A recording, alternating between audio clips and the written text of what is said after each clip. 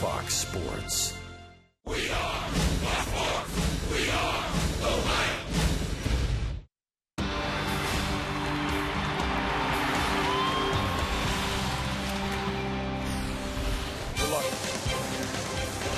On the 12th anniversary of that tragic day of September 11, 2001, America once again honors the fallen heroes. And we will do so today by playing America's game, the great game of baseball. It's the Cubs and Reds, the finale of 3. It's this afternoon on Fox Sports Ohio. And hi again, everyone. Alongside Chris Welsh, I'm Jim Day. Thanks for joining us once again for Reds baseball. The Reds need a win, and they need one badly. The Cubs have come to town and done a number on the Reds the last 2 nights. But the good news, we hope, for Cincinnati is Mike Leake goes to the hill. And Chris, he's been pretty good against the Cubs this year. Well, he has been, but the Reds have been pretty good against the Cubs all year and the years past as well. But Mike Leake, in the 3 starts that he's had against the Cubs this year, he has run a 2-0 record, a really good earned run average against. And it's kind of funny because when you look at Mike Leake versus the Cubs hitters individually, you'll see that there are a lot of hitters in this lineup that have done well against Leake. But together, he's able to keep this team down as far as run production and put wins on the board for the Reds. On the other side, it's Jeff Samardzija for the Cubs. The Reds have seen him many times. You look at the numbers, they don't jump out at you, but he's one of those guys that has the stuff on any given day, can shut down any team. Well, the scary thing is that Jeff Samardzija is coming off of 2 very bad outings where his command was not very good, and if he's able to make an adjustment with that release point, he's got the stuff. He's about the 4th hardest throwing starter in the National League. He's got the stuff to put you down anytime, and you just hope that this is not one of those days today for Jeff Samardzija. Well, who's in and who's out of the lineup on this day game? We've got the lineups next and the first pitch coming up on your home for Reds baseball, Fox Sports Ohio.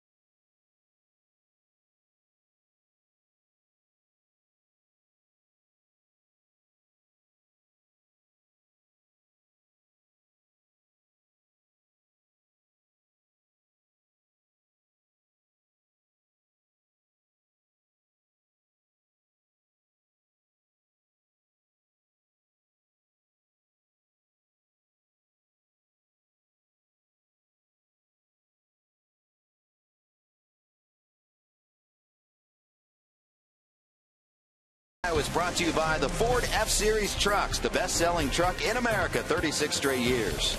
And by Skyline Chili. Feeling good? It's Skyline time. Been hot the last couple of days. Overcast right now. Will we stay rain-free? Today's weather is brought to you by Tri-State Orthopedics. Here's John Gum from the WKRC Weather Department. All right, Reds and Cubs at Great American Ballpark. It's going to be a hot game. We'll start out in the mid-80s for the first pitch, upper 80s by the final out. Just a slim chance that a shower or storm could briefly pass over the ballpark. Going to be a hot one. Oh, it's the Cubs! We got to beat them. Enjoy the game right here on Fox Sports Ohio. Now we love the enthusiasm there. Dale Swain looking for a 3-game sweep of the Cincinnati Reds. Second season as Cubs manager, and here's how he'll line them up today. It will be Starlin Castro once again leading off. Luis Valbuena in the 2-hole. 3, 4, and 5, Rizzo, Shearholz, and Bogasevic. Junior Lake in center field today. We'll talk about that coming up. Wellington Castillo, after a 2-home run night last night, will be behind the plate. Darwin Barney at second base, and on the mound, Jeff Samardzija for the Cubs. Mike Leake unbeaten against the Cubs this season. First pitch in there for a strike, and we are underway. They needed Mike Leake his last time out. He delivered. That was against the Los Angeles Dodgers. They ended up winning that ball game, and he got the win 3-2. Ran his record to 12-6 overall. He is making start number 107 of his major league career. He will not turn 26 years old until November. Game time temperature 84 degrees. So you really never know when you're in the rotation who needs to be the stopper. Today it's Mike Leake.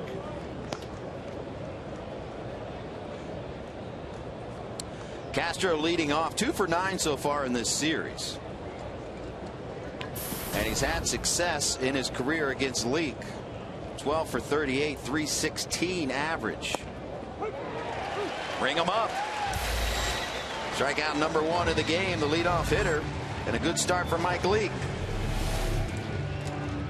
Leake throws a little cutter in addition to the little sinking fastball that he throws, and all the pitches previous to that were on the outside part of the plate or off the plate, and he comes inside on that one and catches Starlin Castro looking. So 1 down, Luis Valbuena will hit. 229 hitter, 11 long balls, 35 runs driven in this season. Valbuena 2 for 4 in this series, and he has one of the Cubs' home runs, as the Cubs have been hitting him out of the yard in the first 2 games of this one.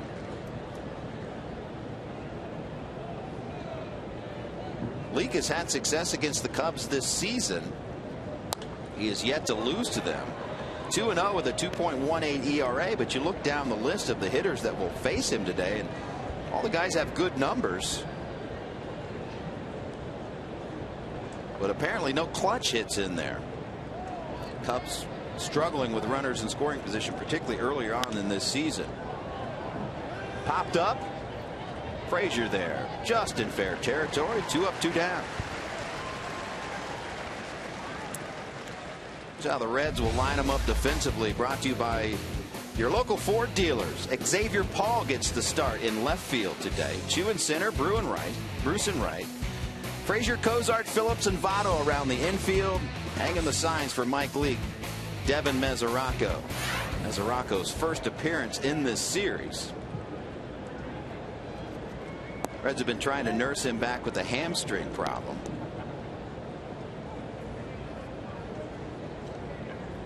But he's back in there today. Anthony Rizzo. 1-1 count to him. Rizzo seeking his first hit in this series. 0 for 7. 73 runs driven in this season. Swing and a miss.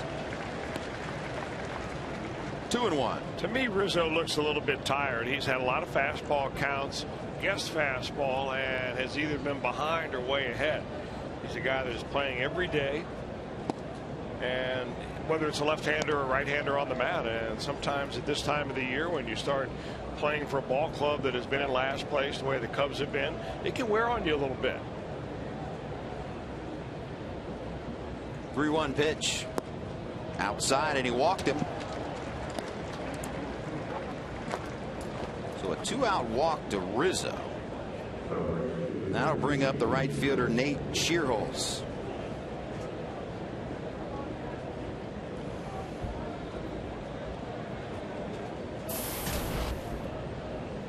4 straight left-handed hitters will face Leake in the middle of their lineup, including Shearholes. Did not play last night, was 1 for 3 on Monday. And he himself, good numbers career versus Leake. 8 for 16. Home run. 2 runs driven in, but Leake has struck him out 6 times. Feast or famine for him.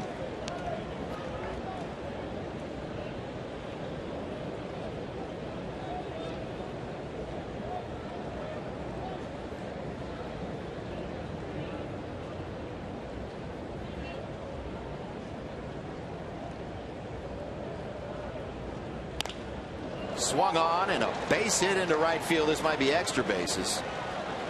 He's going to second base and he'll be in there standing. So with 2 outs, a walk and a double, and it's second and third for the Cubs. Isn't it just amazing, though, when you look at numbers, particular matchups, hitter versus pitcher? I mean, after a while, they really do play out. For some reason or another, Nate Shearholt sees the ball well, gets some fortunate breaks, and hits Mike Leake.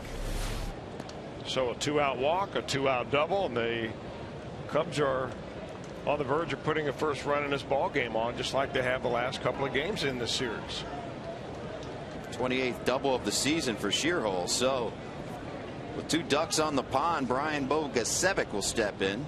276 hitter, 4 home runs, 13 runs driven in.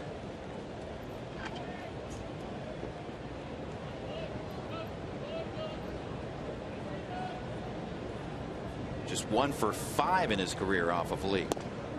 Inside, ball 1. Yeah, they've tried to pitch Bogasevic. He did not start yesterday. He started the first game. They tried to pitch him inside, trying to keep the barrel of the bat off the baseball. Converted pitcher. He's done pretty well with runners in scoring position this year. 1-0. Swing and a miss.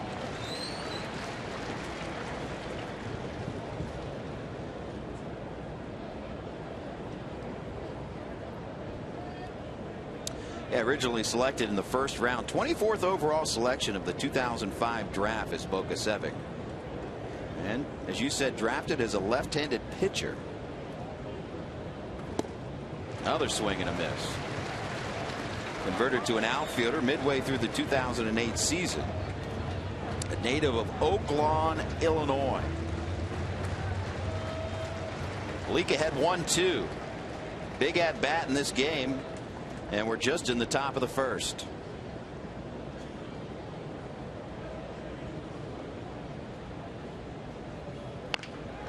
Ground ball right side. Votto. Underhand to Leake. And the Cubs strand 2. Scoreless at Great American Ballpark. Reds coming up.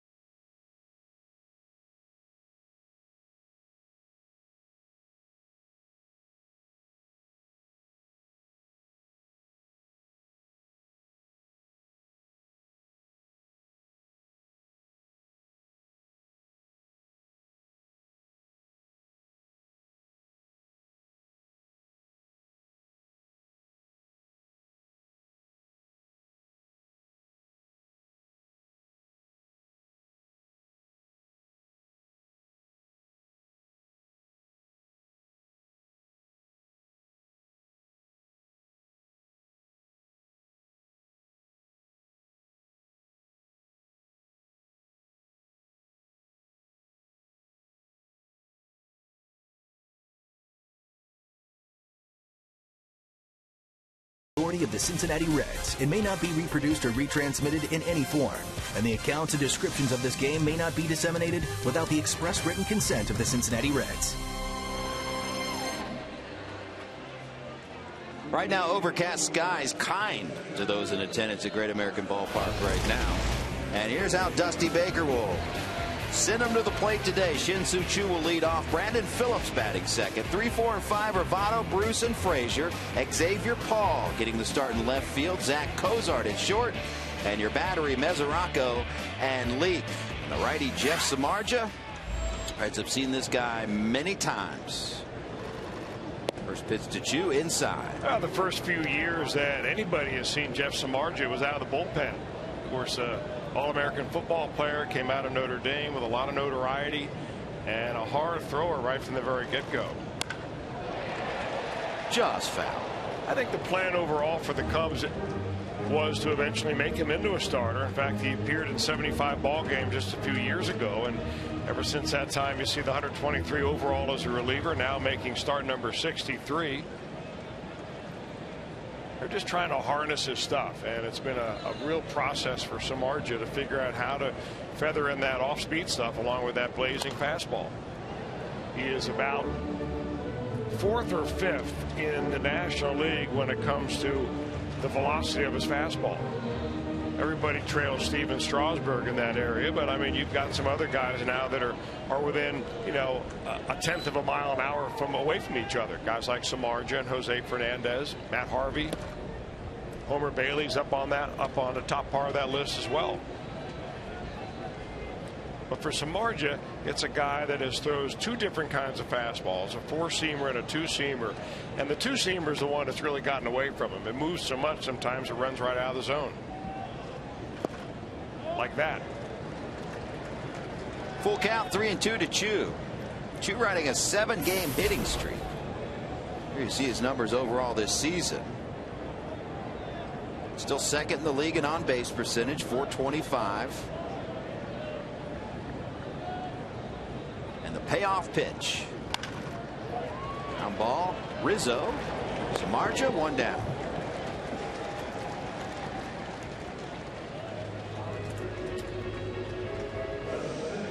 Here's the Chicago Cubs, defensively brought to you by your local Ford dealers. Brian Bogusevic in left field. Junior Lake out in center field.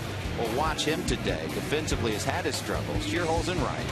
Balbuena, Castro, Barney, and Rizzo around the infield. And Wellington Castillo catching Jeff Samardzija. Here's Brandon Phillips. Originally when the lineup came out today, he was in the cleanup spot. And then Dusty made a change, moving Phillips back to the 2-hole where he did so well. Moving there, although of late, you could really tell that quad injury has been bothering him. Not only running, fielding, but certainly doesn't seem to have the same drive at the plate.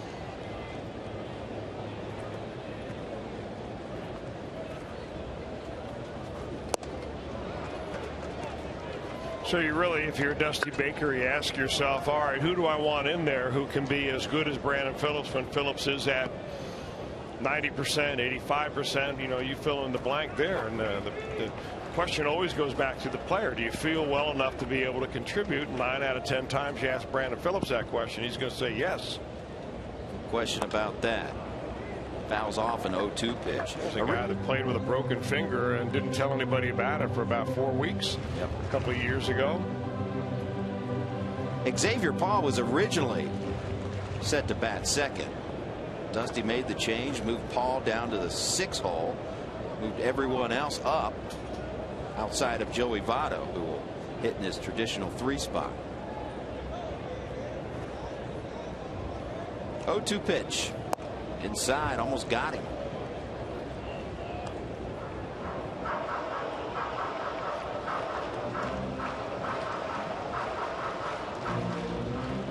Joey Votto turned 30 years of age yesterday.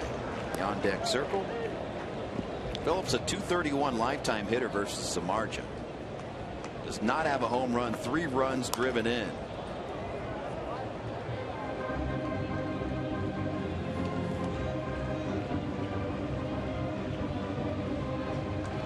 You look down the list of the Reds hitters today, and no one has fared well in this series offensively. Shutout 2 nights ago, scored 1 run last night. Phillips just 1 for 6 in the series. Ground ball up the middle. Castro's got it. 2 down. So far for Samardzija, it's really been the power sinking fastball, although he did get Chu on a slider on a 3-2 count, but that's Samardzija's bread and butter pitch. He'll throw that about 50 to 55% of the time. He'll also throw a cutter, and he's begun to throw that cutter more and more over the last couple of years since he's gotten starts. But sometimes when you start to blend in a cutter with the sinker, it can be a confusing pitch for a pitcher's arm unless you're able to get it into the right spot to throw each of those pitches effectively. And that may be one reason why he has struggled with his command. First pitch to Votto outside. 306 average. He was flirting with going under 300 on the season, but of late moved it back up to 306. He's 4 of 7 in this series. Continues to lead the league in walks, 116. First in on base percentage, 431.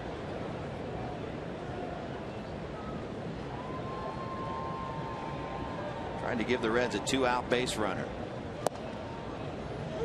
You know what we've seen out of Joey Votto this year, and as the season goes on, it becomes a little bit more obvious, is that pitchers are pitching around him more and more, because if there's no one behind him in the lineup really delivering, why would you want to pitch to Votto and pick him as the guy to let you beat him, or let him beat you? Like, for instance, right there. So you become a little bit less aggressive knowing the pitcher's not coming after you. 1-2-3 inning for Samardzija. We go to the second.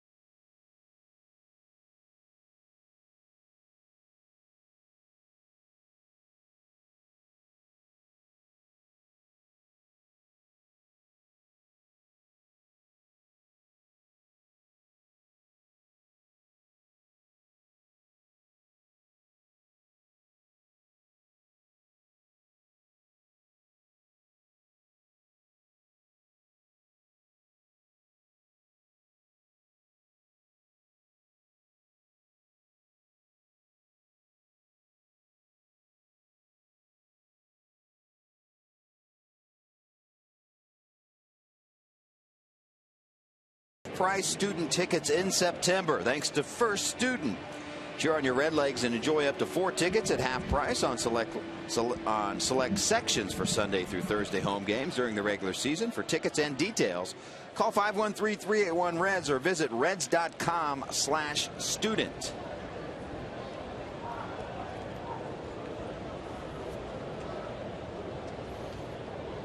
Leading off the top of the second, Junior Lake. Right-handed hitter, 313 on the season. Did not play Monday. Was 2 for 4 last night. Scored a couple of runs. Riding a 7-game hitting streak.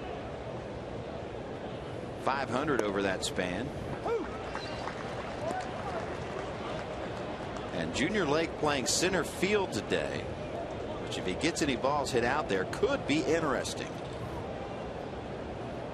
See how it shakes out. Way outside.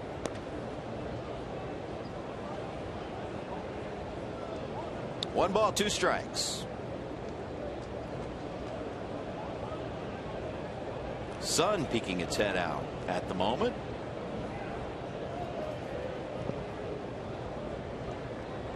Two.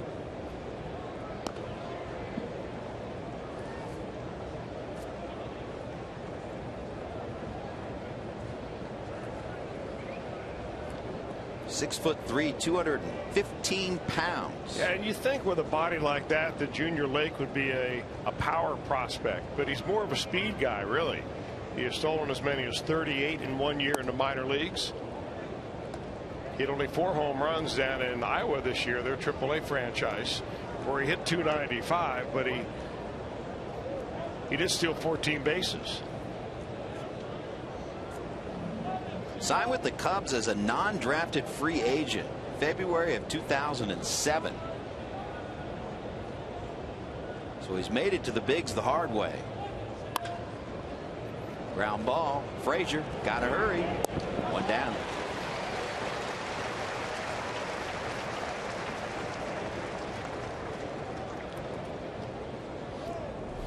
He runs well. Frazier knows that. He's got a good arm. And Frazier's going to make sure that he throws it hard across the infield because Lake accelerating through the bag. So here's Wellington Castillo, and boy did he put on a show last night. 2 home runs. His first multi-home run game of his career. If you ever had any question about the power of Wellington Castillo, all you had to do last night is watch that first home run.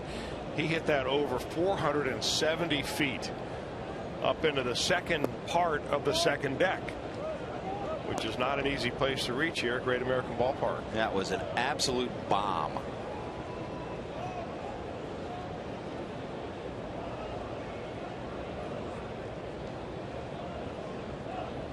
.2-0 pitch. That was an inning that Tony Sangrani ended up leading. Here's the home run.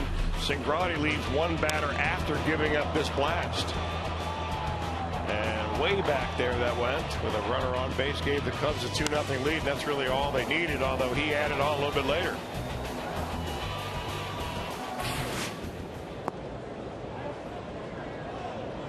Down low, 3 balls, 1 strike.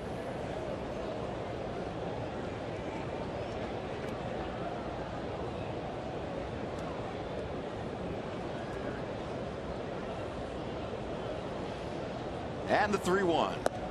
Outside, walked him. So Leake, in an inning and a third, has walked 2 batters.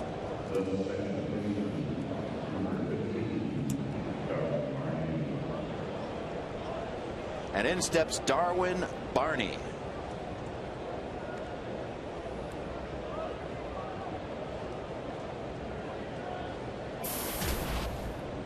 See his season numbers. Pretty good numbers. Career versus league. .346 average. 9 for 26. First pitch strike.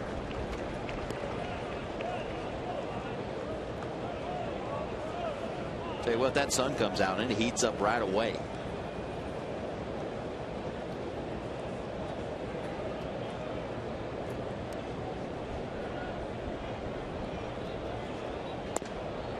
Really, all you need to do is watch the fans, and when the sun comes out, you'll see them taking their programs or whatever piece of cardboard or makeshift fan they can find and try to create a little bit of a breeze. There you go. I'm with you.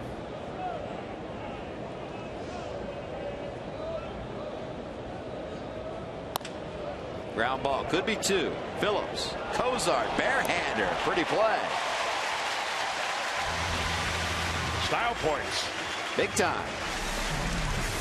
Scoreless at Great American.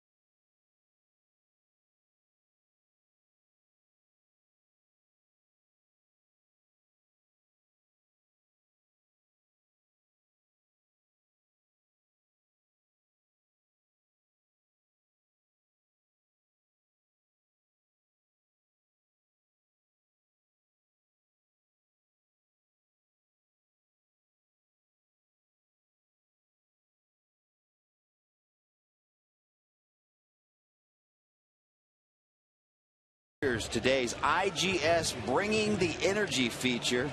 And you touched on this earlier, Chris, featuring the fastest average fastball in the majors. Jeff Samardzija, 94.5. Pretty good pitchers on that list. Yeah, all young guys, too. You don't see any 30-plus-year-olds on that list. Jose Fernandez, maybe the youngest of all down in Miami. Matt Harvey, of course, he's having Tommy John surgery, or at least they're considering surgery for Harvey. He's out from the New York Mets with that elbow injury. But Homer Bailey, probably the most veteran of all those guys as far as terms of numbers of career starts. Homer's been able to get command of that fastball and work in a nice slider and splitter to make him one of the more dominant pitchers on this Red staff. First pitch swinging is Jay Bruce. Bruce seeking his first hit in the series. 0 for 7, struck out 3 times.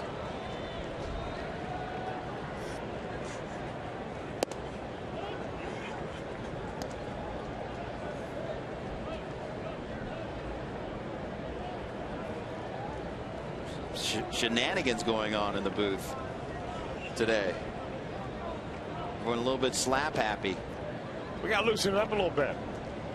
You can't play against a team that has nothing to really play for, like the Cubs, in a tight fashion. You can do that maybe against another team who's also playing tight, but the Cubs are kind of playing out the string. This is salary drive season for a lot of these guys. Left center field, it'll fall. Base hit, Jay Bruce.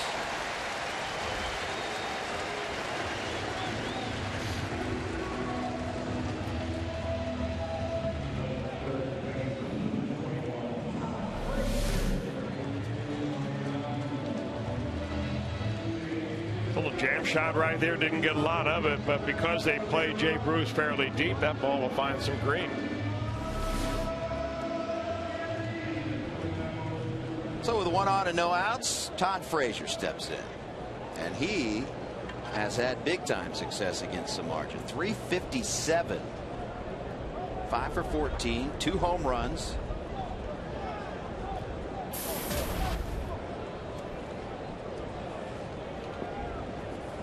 No red outside of Votto has swung it good in this series, but of late overall, Frazier swinging it better. Last 9 appearances, 314 average. And he's always geared for the fastball, and when you throw him a first pitch breaking ball like that, you get a little check swing strike, even though that ball never really appeared like it would be a strike. They know that Frazier can hit a low fastball about as well as anybody.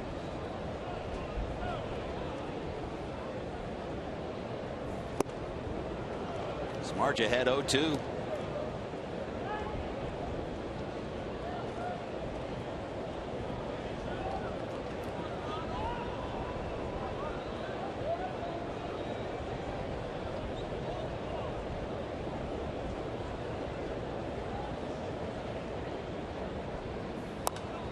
Fights that one off. Frazier going with a high Sox look today.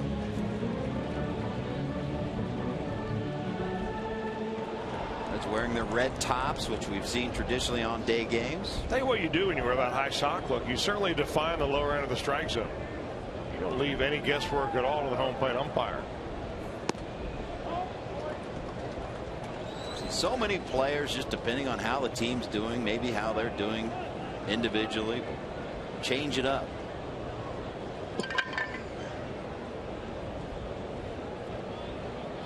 Reds losing the first 2 games against the Cubs. Going with the high Sox. 1-2 pitch. There goes Bruce. Swung on. Falls just fair in left field. They're going to hold Bruce at third. Frazier will scoot into second base with the stand-up double, and the Reds in business with nobody out.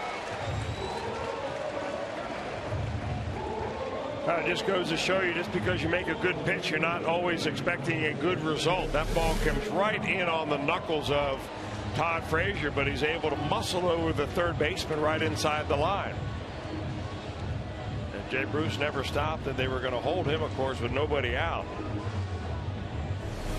And a lefty coming up with a hot right-hander behind him. So the Reds in a great spot right here to take the first lead that they would have had in this entire 3-game series.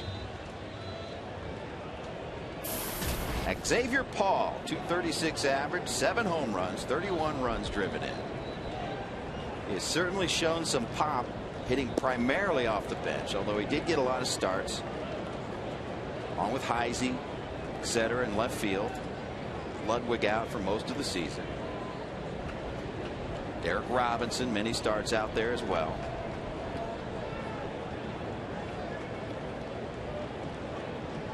Paul does have a 1 home run in his career off of some margin. A 1 pitch outside.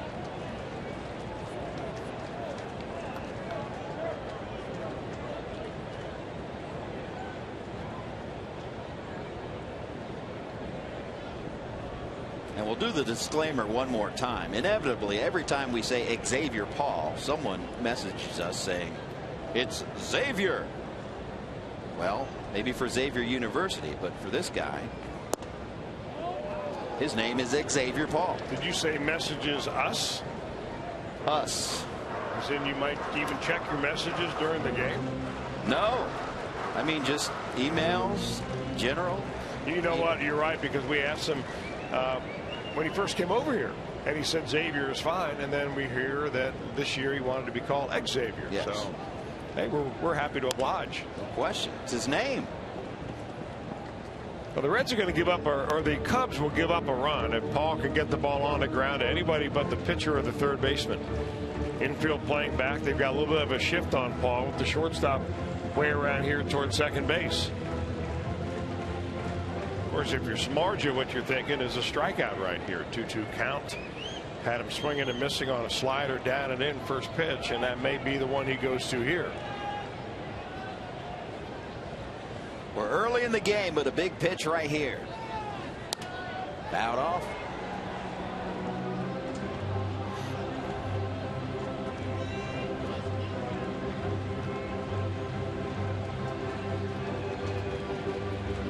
Of course, you can just make it easy, like Dusty. He just calls him X. Many of the players call him X.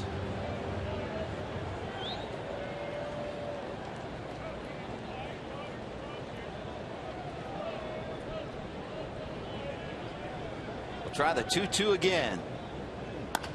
Ground ball up the middle. This will score a run.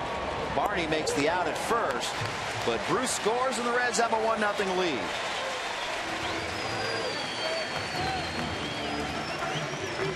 Frazier moves on to third. So with 1 down, still a runner out there. And he's sitting there for Zach Cozart, who is riding a career high 15-game hitting streak.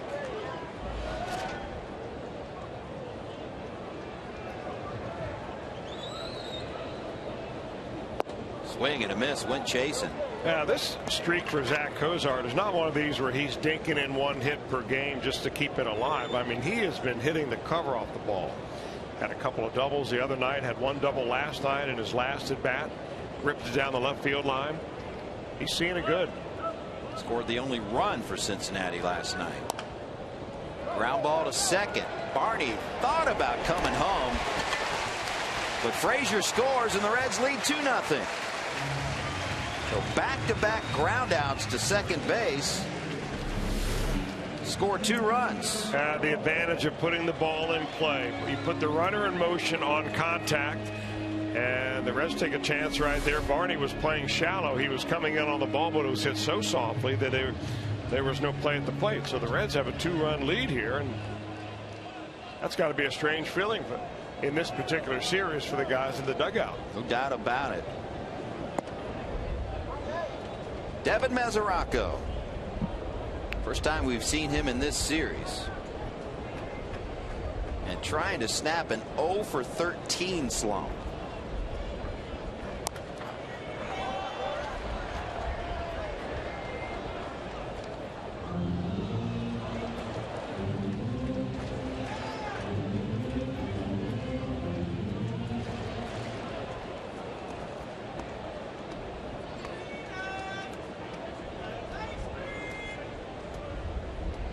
indeed, this is the first lead of the series for Cincinnati.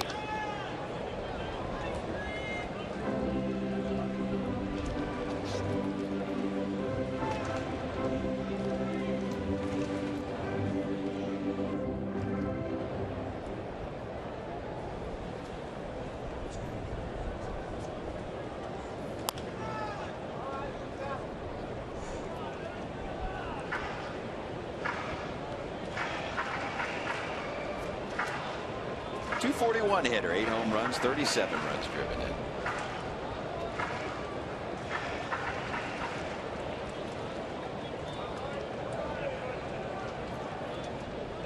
One-two pitch. 2-2.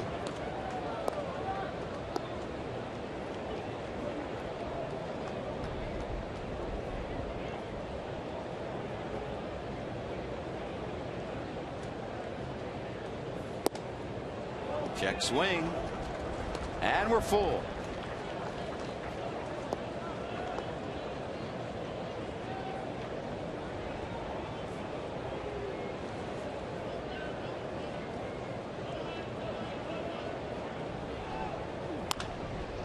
Grounded foul.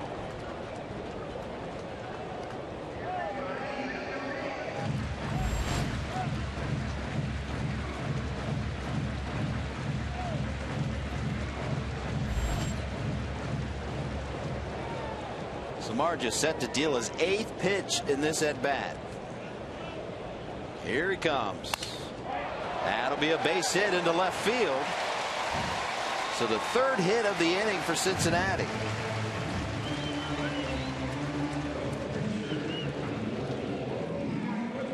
And with 2 outs, Mike Leake will get a turn. Now, all 3 hits in this inning have either been broken bats or jam shots. Here's a broken bat variety. As you see a splinter come flying off that wood, wielded by Mesoraco. You got to figure that the worm would turn eventually. I mean, after the Reds really getting no breaks, not hitting the ball all that hard first couple of games against Travis Wood and Edwin Jackson last night, getting their share here in this inning.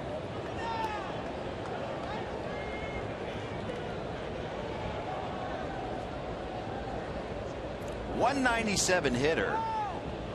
Leake's first job obviously is to pitch and pitch well, but you talk to him, he will tell you he's disappointed in the way he's hit this year. You know, 197 for most pitchers, they're going around bragging about that. I mean, if you're close to the Mendoza line, you're happy. But for Mike Leake, I mean, he has set the standard so high in years past that he feels like he's as good as an everyday hitter. In fact, we've said it before that if you had to pick one guy off this pitching staff to project him as an everyday player somewhere, it would probably be Mike Leake. I don't think there's any question about that. He'd be a good little middle infielder. Not this time, though. Samardzija gets him on strikes. The Reds score 2, and they lead 2-0.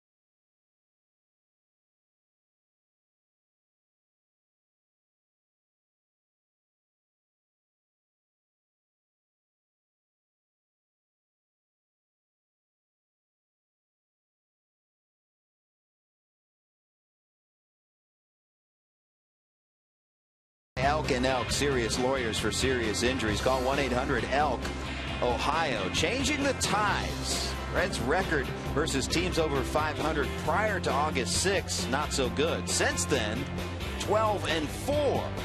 So look at the record versus teams under 500. They were getting it done early on in the season, but since 15-16.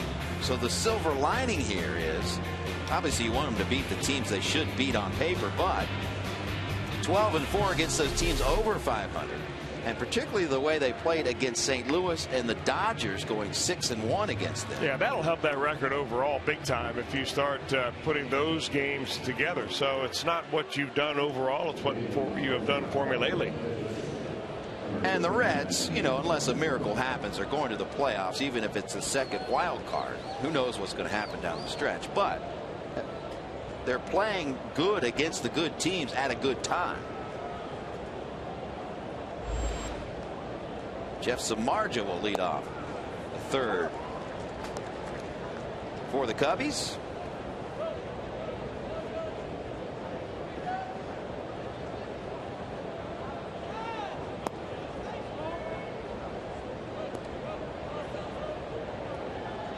Samardzija's got a 130 average. He's driven in 2 runs. He's got a home run this season. But being a wide receiver at Notre Dame, and as good as he was, I know it's hard to hit in the major leagues, but I thought he would be just a little bit better of a hitter, because you got to be a good athlete to be a wide receiver. You ever seen Michael Jordan swing the bat? Oh yes. Okay. Good point. Coming up later in the broadcast, we'll have our Miller time moment. You know, the worst baseball swing I have ever seen by one of the greatest athletes, if not the greatest right now on the planet, LeBron James. When he was a Cleveland Cavalier, he took batting practice before Reds Indians games up there in Cleveland. I mean to tell you, he was awful. His swings were, I was shocked at how bad they were. But can't be good at everything, I guess. He's pretty good at that one thing. You think? You put a helmet and shoulder pads on him too, I think he'd be a pretty good football player. In fact, he was a good football player in his younger days.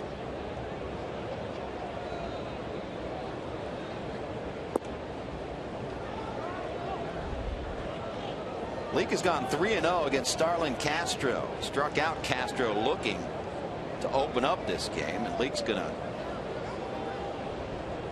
task Brandon Phillips to retrieve the baseball. Phillips always smiling. I'm sure he had a few words for him. Always cutting it up on the field. And there for a strike.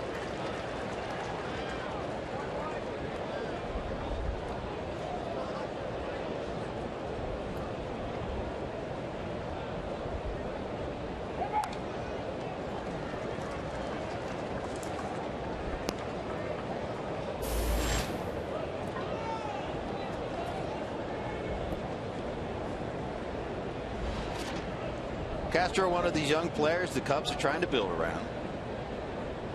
Signed a 7-year contract with a club option for an 8th season. Leake walks him with 1 out in the inning. 3rd walk by Mike Leake already.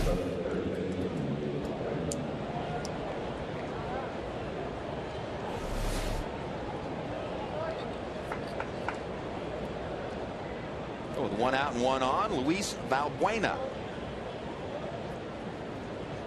popped out to 3rd in the 1st.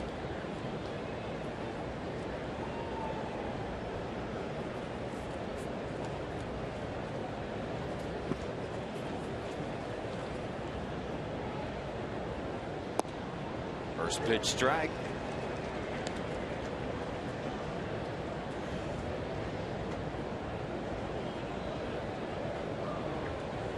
Wayne has been around the block a few times.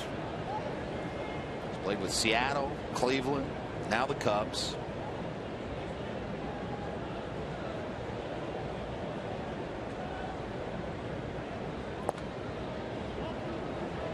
Originally signed by Seattle as a non-drafted free agent back in 2002.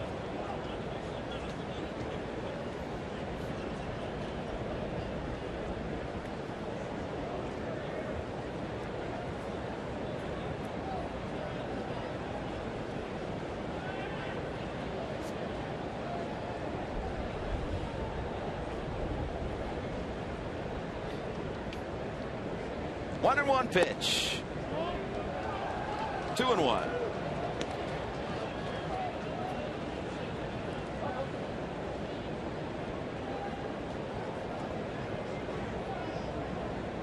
So an uncharacteristic start for Mike Leake as far as control goes, and Mesoraco's going to have a conversation. Yeah, he's just about even in number of balls and number of strikes that he's thrown. And normally what you try to get to, if you're on the beam as far as your command that day, is you throw about two strikes for every one ball.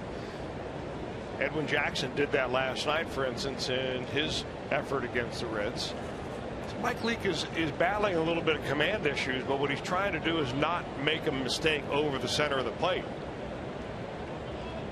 So 22 balls and 23 strikes. That one misses. 3-1 the count.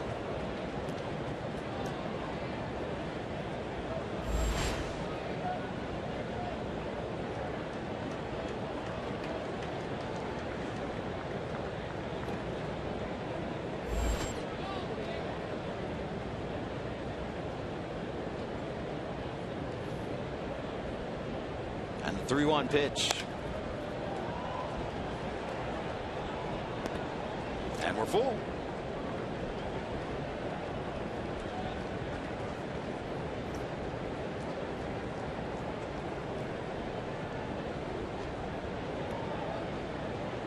Reds closing up a 10-game homestand. And they will leave tomorrow for a 3-city road trip, the final road trip of the 2013 regular season. There goes the runner from first, but to no avail because Leake has walked back-to-back hitters. It's almost like he's trying not to make a mistake instead of being aggressive and going after the hitters. Now he's got the center of the lineup coming up, middle of the lineup. Lefty, lefty, lefty. Well, it's uncharacteristic, as we said. He's got 4 walks in 2 1/3 innings, and that matches a season high. You know, this is the time when Brian Price, the pitching coach, comes out and it's trying to buoy up his confidence a little bit. You know, you saw him smack him on the shoulder and say, hey, come on, everything is not as bad as it appears right here. And you try to give him a game plan to get out instead of going out and simply saying, hey, you know, throw the ball over the plate or go get him. You know, that kind of thing. You give him something specific to work on. It may have been something they talked about in the bullpen. He may have had this issue in the bullpen. But for all we know, there could be something bothering Mike Leake. We don't know that. But you're trying to give the pitcher a positive game plan to really focus on and forget the fact that he's just walked a couple of batters and he's got the number 3 hitter coming up. It's, hey, make a good pitch right here, get a double play, and let your defense do some magic for you. He'll face the 3-hole hitter Anthony Rizzo, who he also walked in the first.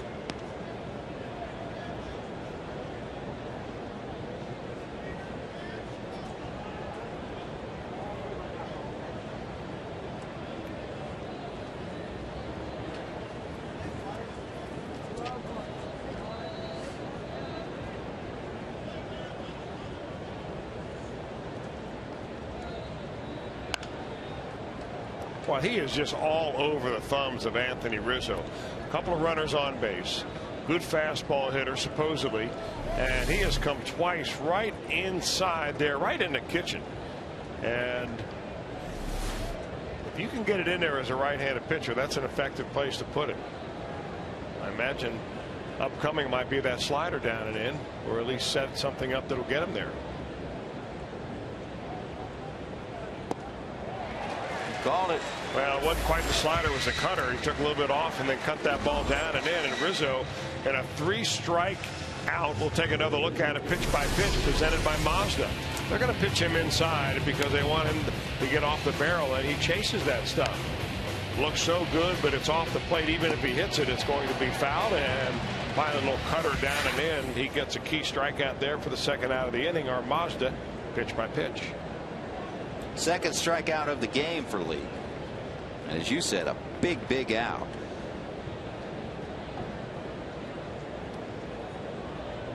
So with 2 on, here's Nate Shearholz. Shearholz doubled in the first, but was stranded.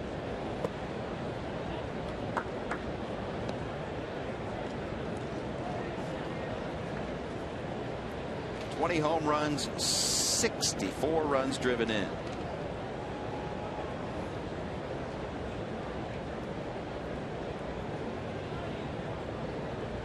Leake taking a long look in. And he'll step off.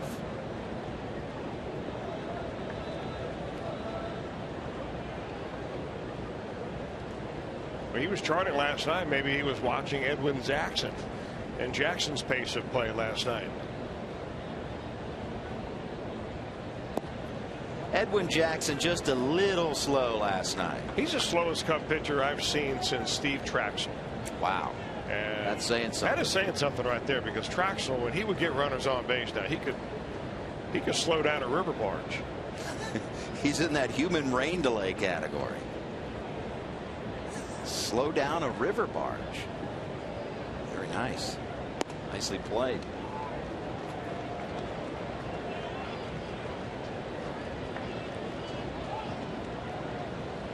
Fourth in the National League in that category. Ground ball double plays. Already has 1 in this ball game. That's the most he's ever had. I think he had 19 or 18 last year.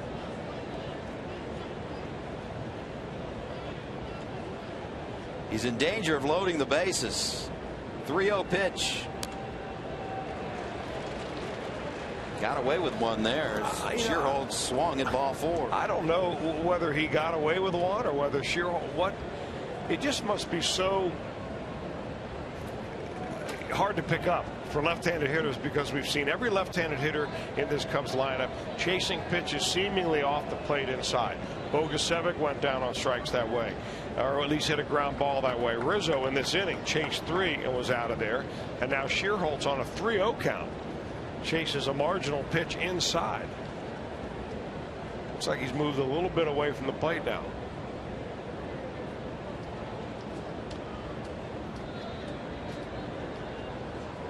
Here comes the 3-1. Ground ball to Votto. He'll take it himself, and Leake once again strands 2. Reds lead by 2.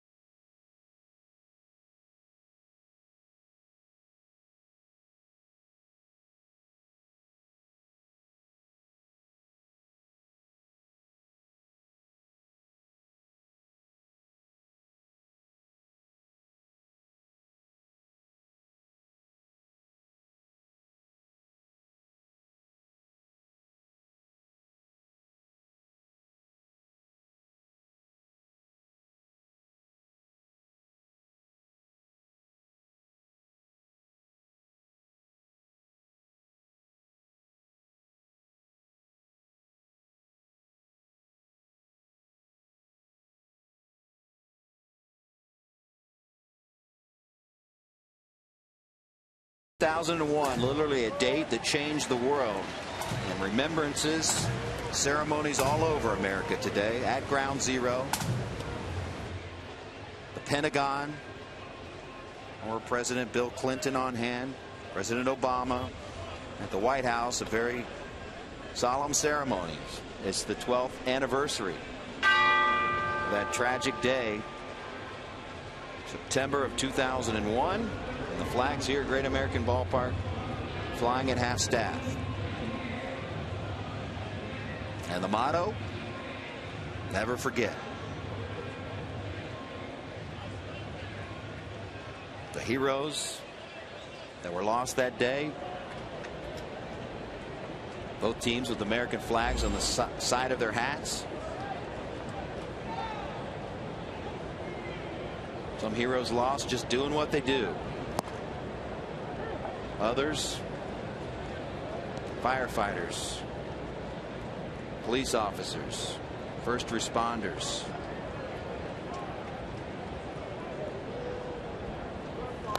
That became forever heroes in this country. Today is the second Police and Fire Appreciation Day here at Great American Ballpark.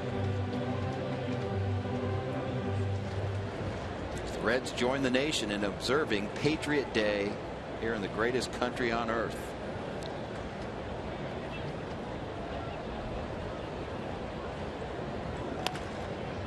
Ground ball off the bat of Shin-Soo Choo. Rizzo to Samardzija, and one out here in the bottom of the third. Second straight time that Choo has grounded out to first. And with one out, it's Brandon Phillips. Well, Jeff Samardzija is getting ground balls more than he's ever gotten them before. And the more he uses that two-seam fastball, the more he will continue to pound the bottom of the zone and get ground balls. In fact, the Reds have not made an out yet in the air. They've either all struck out or they have hit ground balls out.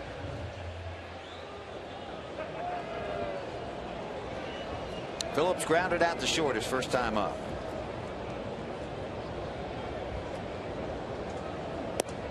Up high. Are you a believer or disbeliever at this time of the season in the splits day and night baseball? Unless they're really wacky, I think it's more coincidence than anything. So tell me what you got going. Samardzija 2-7 with a 5.25 ERA during the day.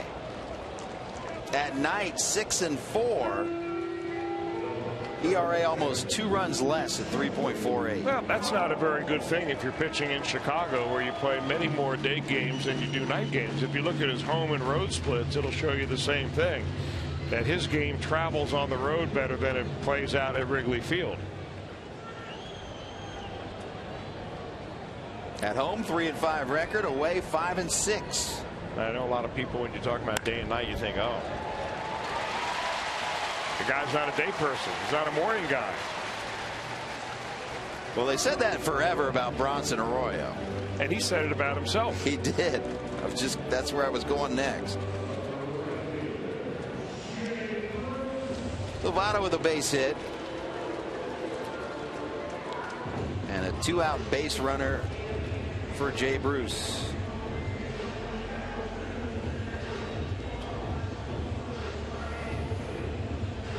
Singled in the second, scored the first run of this game. 81 runs on the season now for Jay Bruce. That is top 10 in the National League.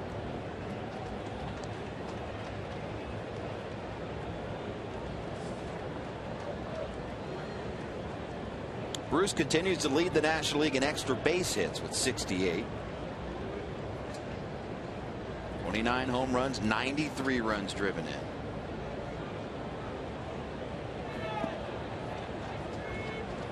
Blocked by Castillo.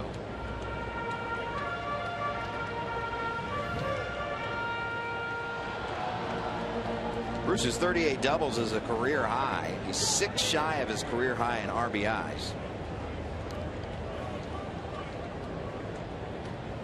And defensively, career high 12 outfield assists. And if he doesn't win a Gold Glove this year, there's something wrong. There needs to be an investigation.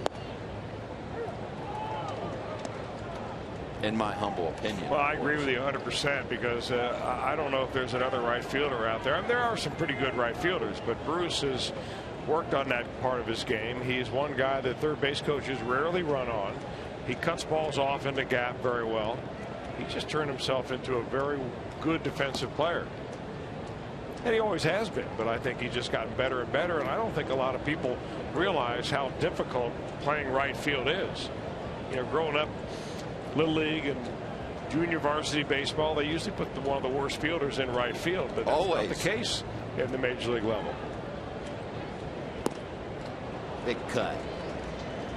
Took a little bit off that pitch. That may have been the splitter. I mean, when you're looking at Samardzija stuff, a couple of different fastballs, a cutter, a slider, and a splitter. He uses that splitter as a changeup, and look at that kind of screwball action that pitch has. 2 balls, 2 strikes, 2 outs. There goes Votto. Huge jump. No chance on that one.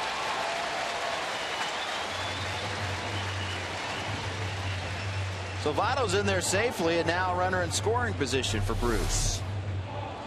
Now look how Votto, you know, he has such a small lead that he just gives the indication to Jeff Samardzija that he's got no intention of running. So therefore he's able to go on the very first move without having to wait until Samardzija makes him look like he's going to the plate.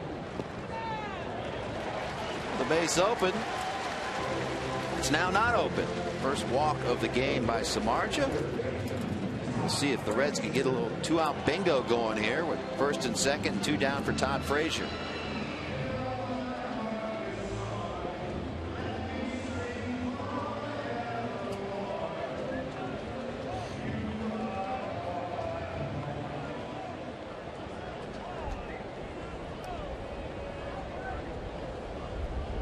So we'll see if Jersey can come through here. Try to add to a 2-0 lead.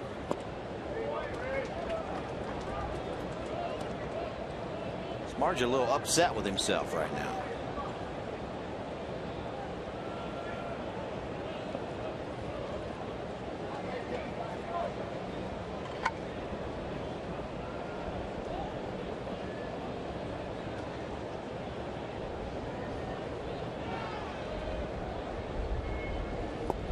Check swing.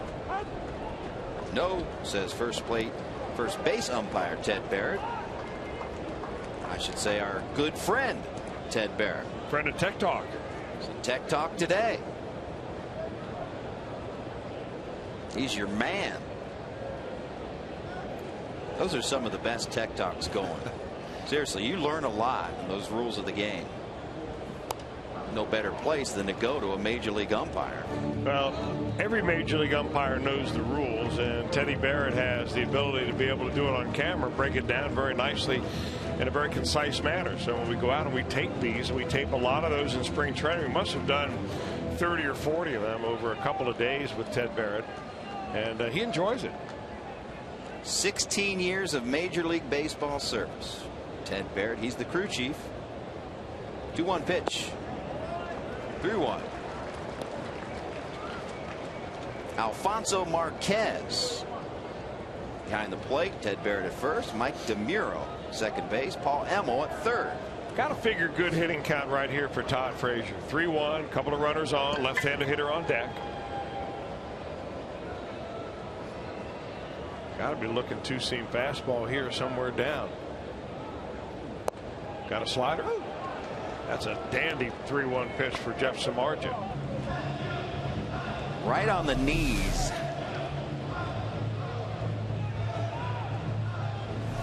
As you said, a well-defined strike zone with the high Sox. Runners will be going. 3-2, 2 outs. There they go. Fouled off. I always thought that if Adam Dunn would have worn his pants up around his knees, he wouldn't have gotten rung up anywhere near as much as he did. And a lot of times he complained to the umpire saying, hey, that ball was shin high. And he had a pretty good argument. But the pants were so baggy, you couldn't see where the shins ended and the knees began.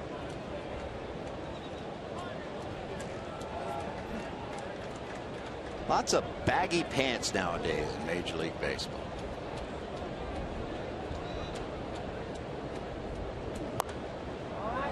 Popped up. Out of play.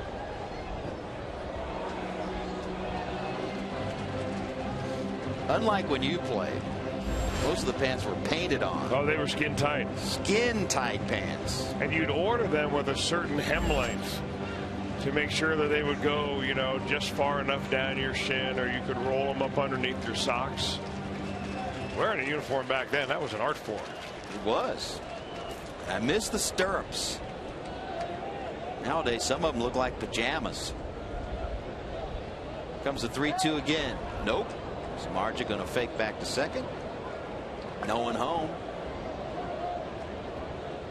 He knows the runners are going, just trying to cut down on that lead just a bit. Well, if he catches one leading too early and you have one of your defenders busting it to the bag, you may have a play and be able to steal it out. And also, if you can shorten up that lead just a step or two, it may help. Inside, he walked him. Second straight walk. So the bases are juiced for Xavier Paul.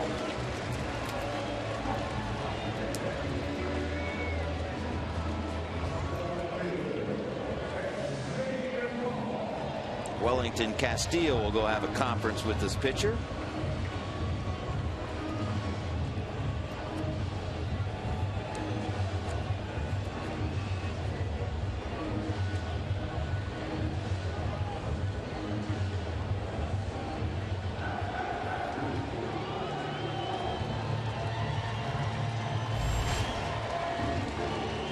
Xavier Paul's had 5 at-bats this season with the bases loaded and 2 outs. 2 for 5. A double and a grand slam.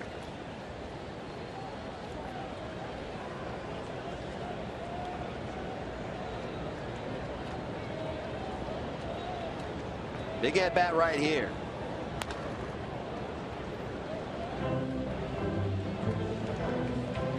Big hit could blow this one open a bit. 65 pitches now for Jeff Samardzija.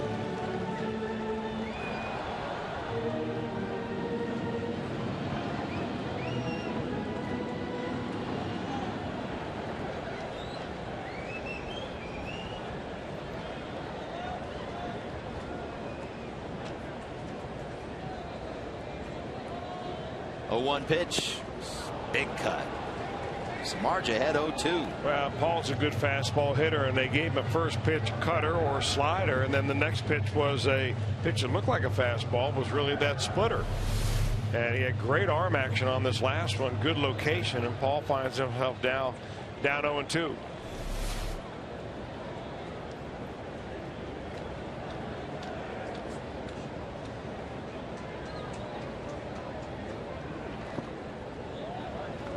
Blocked again by Castillo.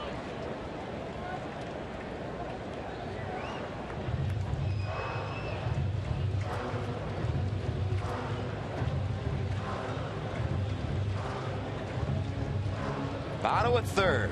Bruce at second. Todd Frazier at first. Bases loaded.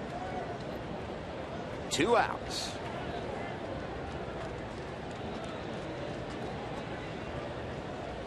And the 1-2 pitch just got a piece of it to stay alive. Still looking for his first fastball in this at bat.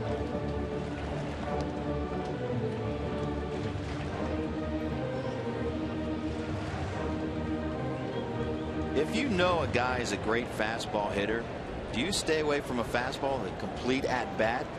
You know, it depends whether you command that fastball. In this inning, the 2 walks that Samardzija has given up, the ball 4 has come on fastballs. So he's not commanding that fastball any better than he's commanding his breaking ball today. 25th pitch of the inning for Samardzija. Ooh, that would have been big. Foul ball. Another splitter.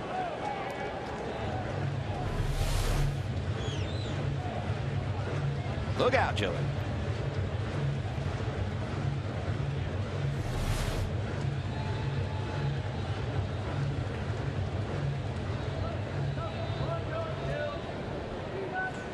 So Paul hanging tough.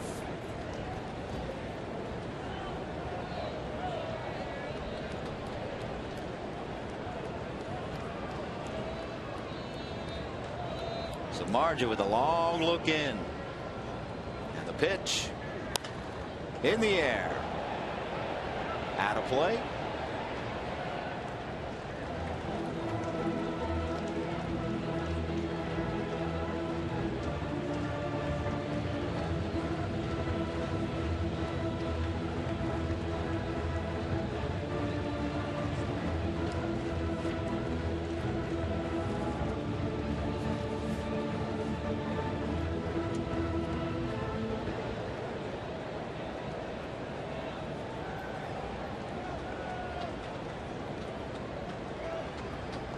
Do the 1-2 again.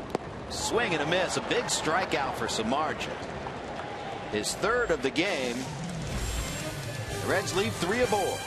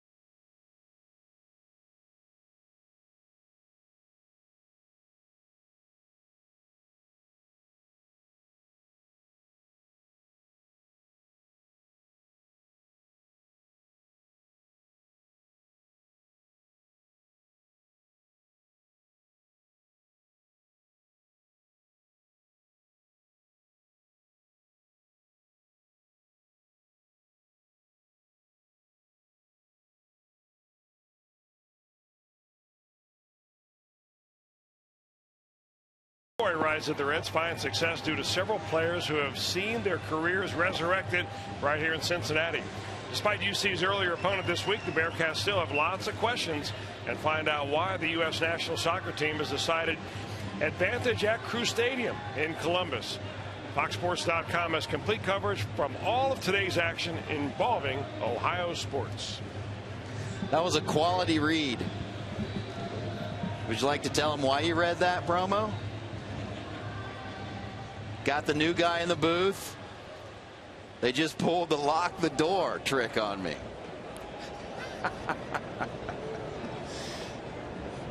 Well, you didn't think I would reveal that, did you? It's only appropriate, really, because it's somewhat in a form of rookie hazing. Here you are doing 10 games as a play-by-play announcer this year, and this is probably the road trip that the Reds will haze the rookies. Yes, guys they like will. Netfali Soto and Billy Hamilton, as they normally do. A lot of different ball clubs, they'll do it different ways. But the Reds over the years, like many clubs, will have special uniforms or costumes. Costumes is a better. Hanging in the lockers, and the clothes when they come back into the clubhouse will be gone. And you know, we've seen Yonder Alonso in a Baby Abner outfit. Fly ball to right. Bruce at the track has got it. We've seen Dallas Cowboy cheerleader outfits, and they get the guys that wear these. They walk through the airport, or they may have them walk from the street light to the hotel, you know, something like that in the town that they're going to. So it's all good-natured fun.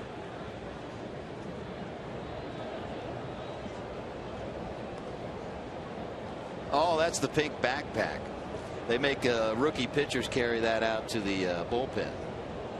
I've seen that many times. One of the best I ever saw was I don't know what year it was, but Reds were going to Chicago and they stay on Michigan Avenue, and they dropped the rookies off at the far end of Michigan Avenue, and they had to walk clear to the other side of downtown, down Michigan Avenue. If you know anything about Chicago, it's one of the busiest streets in America as far as shopping and just people walking. So that's why they call it the Miracle Mile. Yes. It's a miracle if you get there. Oh, it was classic. So we decided a couple of seconds of you out in the hallway was probably a better alternative than you wearing a Dallas Cowboy cheerleading outfit. Well, I didn't make it back. Didn't make it back for the promo read or the.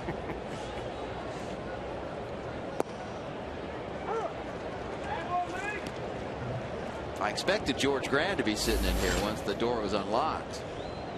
Get him out of here. Get my old guy back in here. Well played, though. Well played.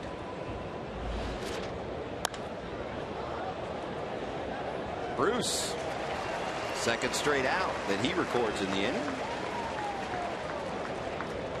So Junior Lake goes down, and here comes Wellington Castillo.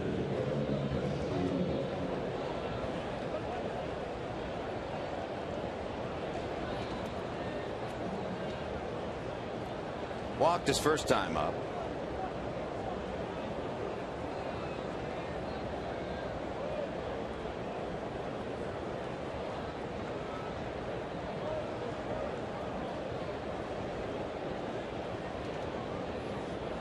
First pitch to Castillo. Down low.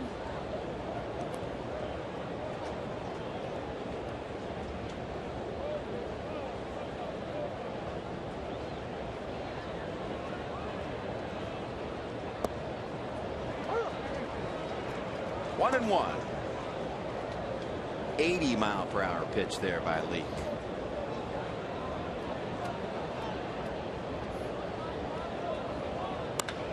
Hard hit ball into left field, base hit.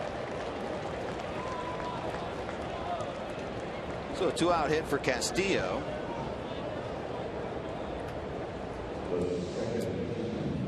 Only the second hit of the day off of Leake.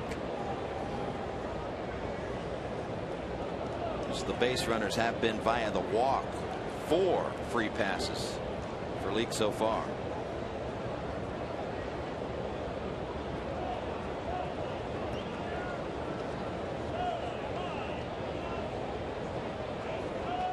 Darwin Barney grounded into a 4-6-3 double play first time up.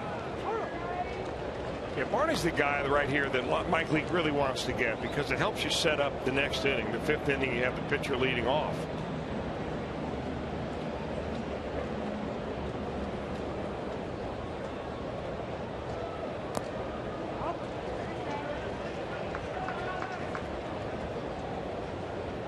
They play Barney a little bit around towards right field. Chu is favoring right field a little bit. Jay Bruce playing a couple of steps shallow, but Xavier Paul in left field playing very deep. For a guy that is not known for his power, he's out there near the warning track. Leake ahead 0-2. Here he comes to the Cubs' second baseman, way outside. Barney 2 for 7 so far in this series. Driven in a run, scored a run.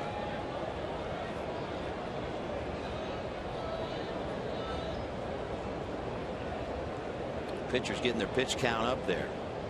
Pitch number 71 from Leake, outside again.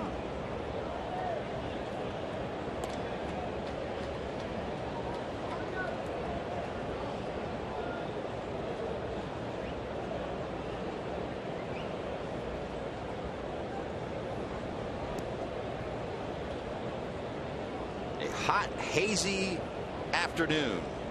Great American Ballpark. And the 2-2 pitch. Ring him up.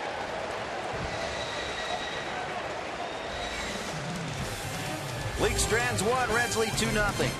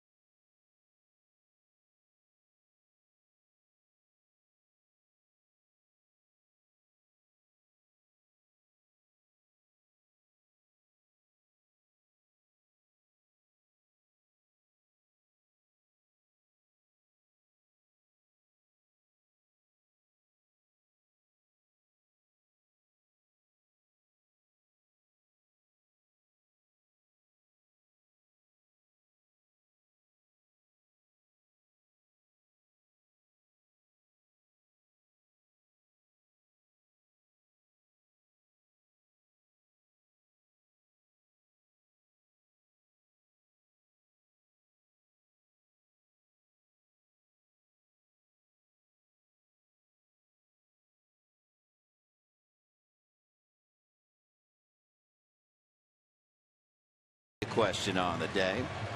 Who are the only two pitchers to have 20 saves in a season for both the Reds and the Cubs? Only two guys have done it. 20 saves in a season for both of these clubs on the field today. Answer coming up.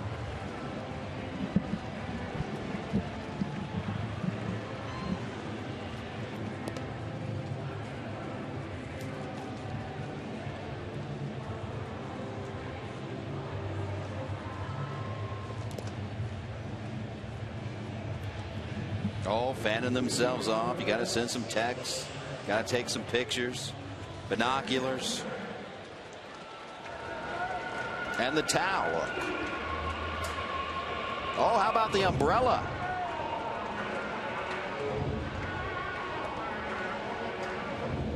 Not a bad idea.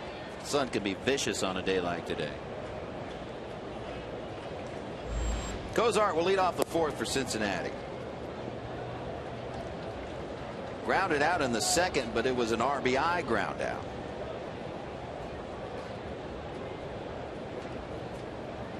Looking to extend a career high 15-game hitting streak is Zach Cozart.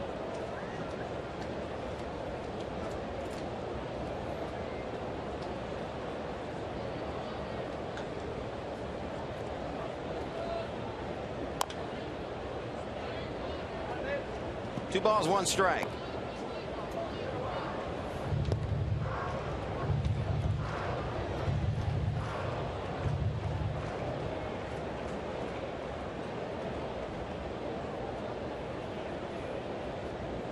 And the 2-1 pitch. Up high.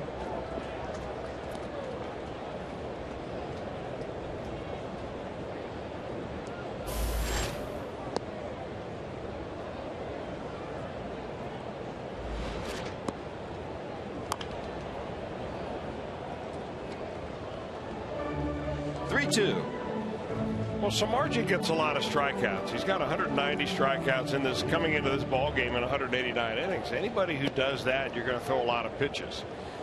He also runs the count full and the 3-1 an awful lot.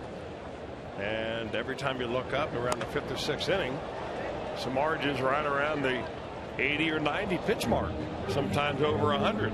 Here are the number of pitches thrown, National League leaders, total number of pitches, no regard to balls or strikes. Everybody's had 30 starts already. This is Jeff Samardzija's 30th start. So he is right there among the workhorses, if you want to call it that. All the guys you see there also high strikeout pitchers. Ground ball to third. Balbuena, as Rizzo has to almost go off the bag to make that play, but he keeps his foot on the bag, and one out. Rizzo has some pretty good actions over there for a youngster at first base. He's got a good glove. He fields the ball well. He throws the ball well. It's an advantage sometimes having a left-handed throwing first baseman. Here he ranges off the bag to catch that ball using his entire body. So he had to position himself, so he leaned into foul territory to do that. He's one of those guys when he makes the stretch on a close play will almost end up in the splits. Well, if you tried that particular stretch and stay in fair territory, you wouldn't have been able to get the ball. Right. It gave him a little bit better angle by going into foul territory.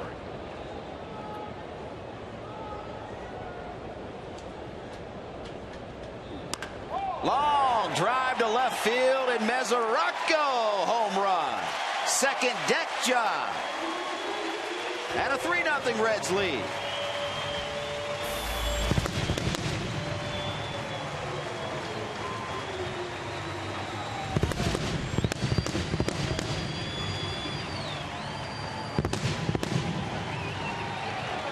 Home run number 8. Now, it sounds so good when Mesoraco puts the barrel on the ball. A breaking ball hanging right there, a no-doubter.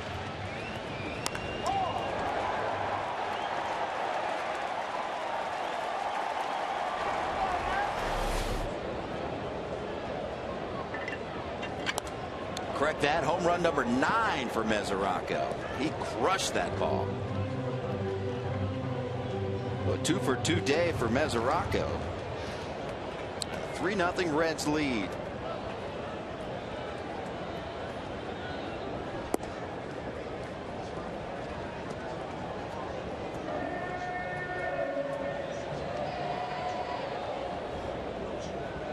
429 feet of nasty on that one.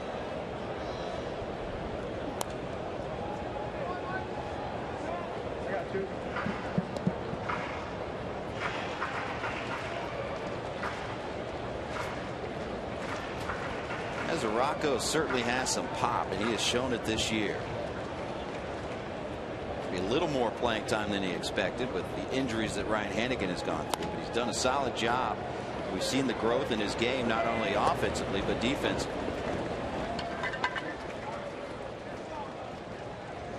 Hey, Reds fans, if a Reds home run hits the Toyota sign during today's game, Eric Muskamp from Cincinnati will win this beautiful new Tundra on display at Great American Ballpark. Register for your chance to win at an upcoming game by visiting your Cincinnati and Northern Kentucky Toyota dealers.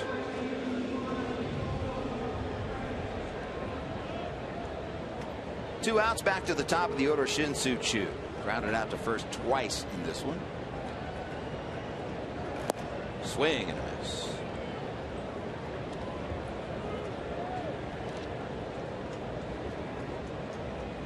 It's trying to avoid a 3-game sweep. Get out of town with some momentum.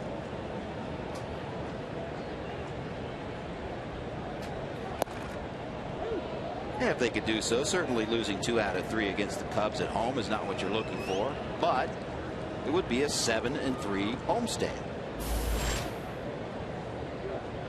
which is not so bad.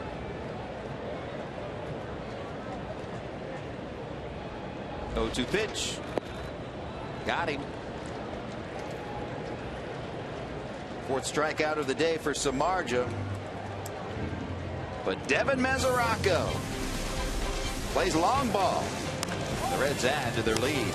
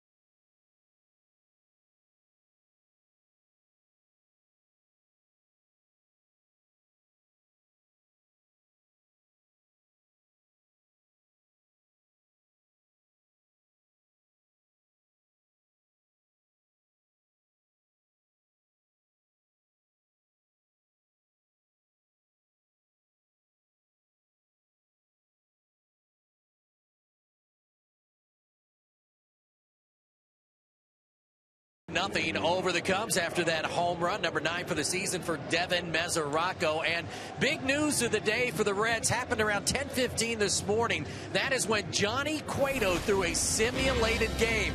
Everyone in attendance to watch this one. Brian Price stood behind the mound, behind the L cage there, Dusty behind it, and he threw great today. 60 pitches in all, 3 hits off of him. Robinson was there, Soto, base hit by Xavier, got to bat against Henry Rodriguez as well, but all said and done, 60 pitches.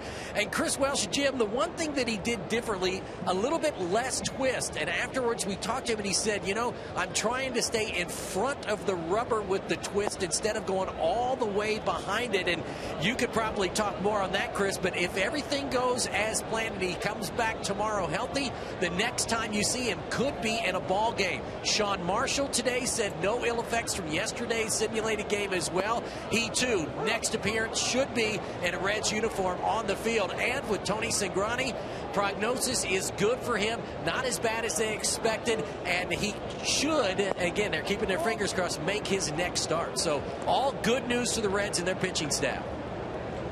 Well, Pick, thank you very much for that. There was, tell you what, this was the biggest day for Johnny Cueto. There's no question about that. It was the final test, as Pick said. And if he comes through unscathed tomorrow. Well, if his arm hurt, he would know it today. You know, tomorrow you're going to have general soreness like he has not had now in several months.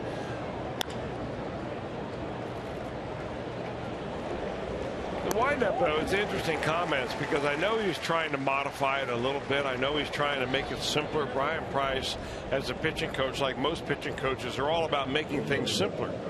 But he still had a little bit of a turn there. I mean, it's still a dramatic turn, much more than most every other pitcher out there. But I think if, you know, Johnny Cueto feels good about that. He never really had command problems. It's always been about an injury here or an injury there. And that's just good news. He went out there and pitched, you know, 3 simulated innings. You'd love to see him be able to go down the minor leagues and do a rehab start or 2. But, of course, this time of year, that's not possible without sending him all the way down to Arizona to pitch in the Arizona, you know, rookie league or the fall league, and that's really not possible. So the other thing to keep in mind, though, and Brian Price said this the other day, I thought it was very valid. There are no meaningless innings anymore. Everything that is played, every inning of every game played between here and the end of the season has meaning to it. So this isn't the proving ground for somebody to go out there and try to get healthy just in case they can help us down the stretch. You need to help us when you step on the rubber. He was originally supposed to throw 40 to 45 pitches. He ended up throwing 60. And the Reds also hinted yesterday about skipping the 5th starter in the rotation with an off day tomorrow, an off day next Thursday, that they could possibly, in this case, I guess, skip Cingrani and not affect any other pitcher. See what happens.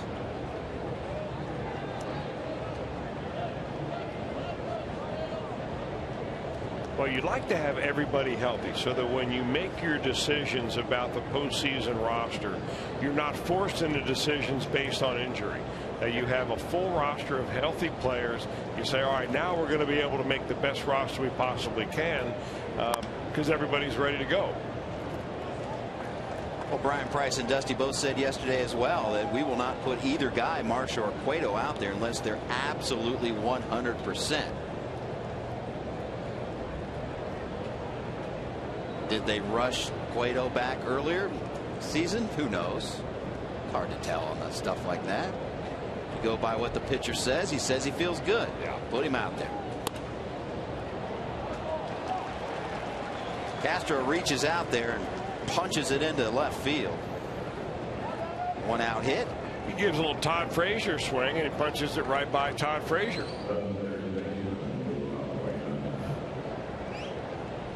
In your classic 5.5 hole.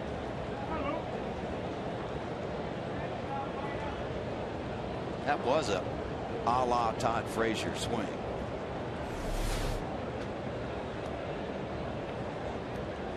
One out, 1 on. Luis Valbuena walked his last time up.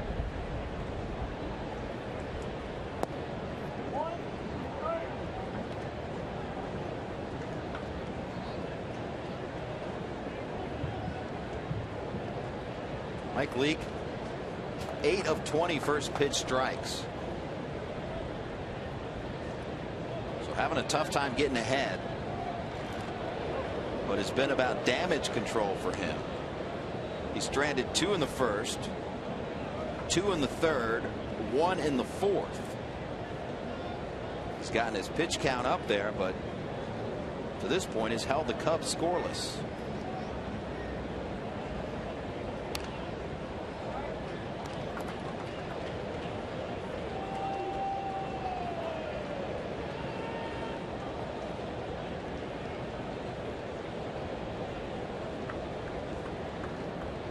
Pittsburgh and Texas, they're underway at Arlington. Scoreless game, top of the first. How about the Pirates going into Texas, taking care of business?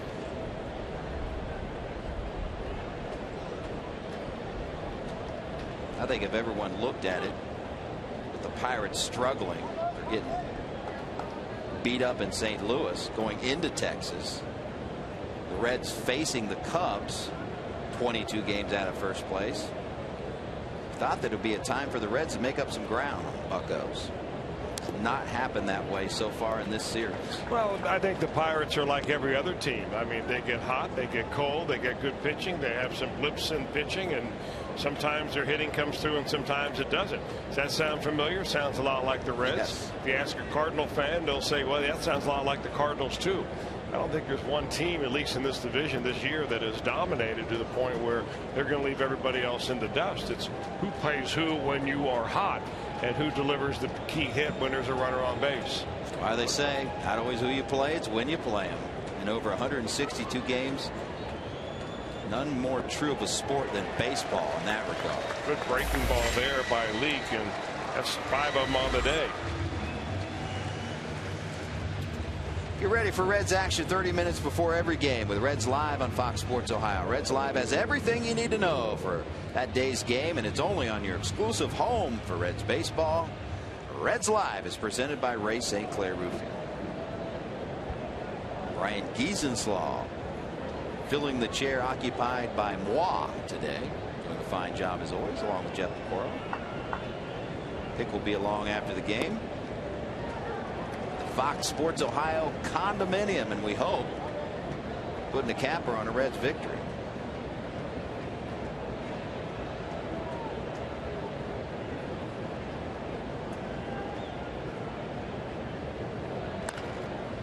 Anthony Rizzo, foul ball. Rizzo's walked and struck out in this game.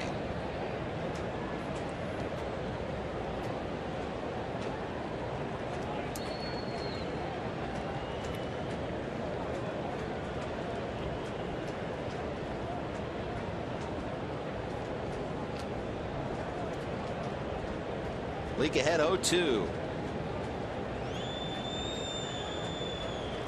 Up high.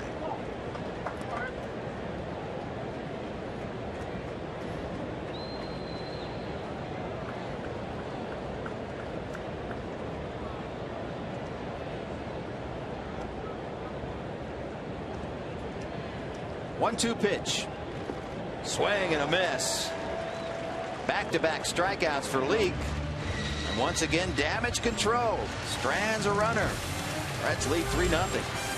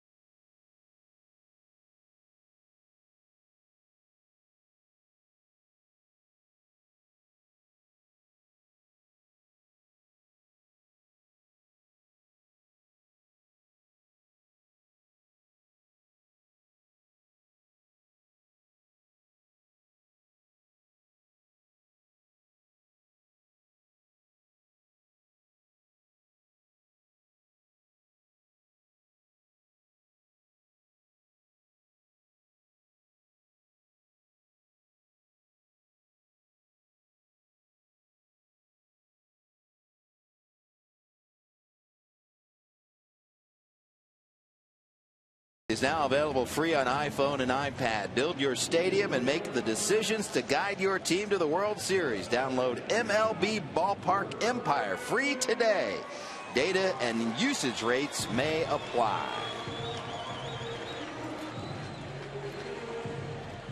We're off to the bottom of the 5th. 3-0 Reds. Brandon Phillips set the lead off.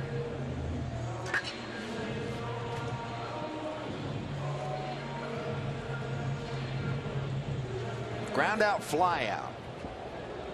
Still sitting on 101 RBIs.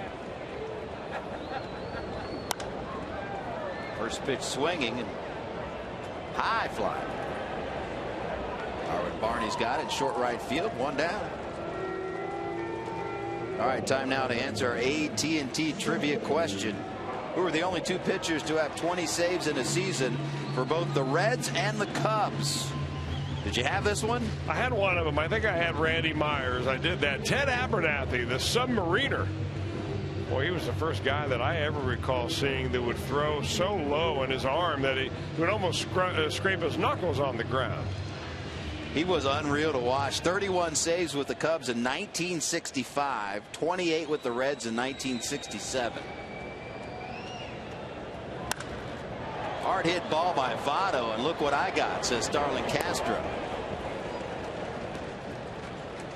So 2 pitches and 2 outs here in the 5th. This is the way you set yourself up to field the ball if you don't want to pick up an error if the ball gets by you. As it turns out, he makes the play right there. If that ball gets off his glove, you almost have to give Votto a hit. If you stand in front of the ball and field it so that if it takes a bad hop, you take it off your chest, you're going to get nailed with an error. So he makes the play. Hard hit by Votto. I mean, that ball has been stung, and second consecutive time up, the Votto's hit it right on the button. 2 outs for Jay Bruce. Castro, who at times has been dreadful in the field for the Cubs, let's face it, has committed just 4 errors in the last 67 games. That is certainly a big improvement. 4-pitch inning for Jeff Samardzija. 3 up, 3 down. Go to the 6th.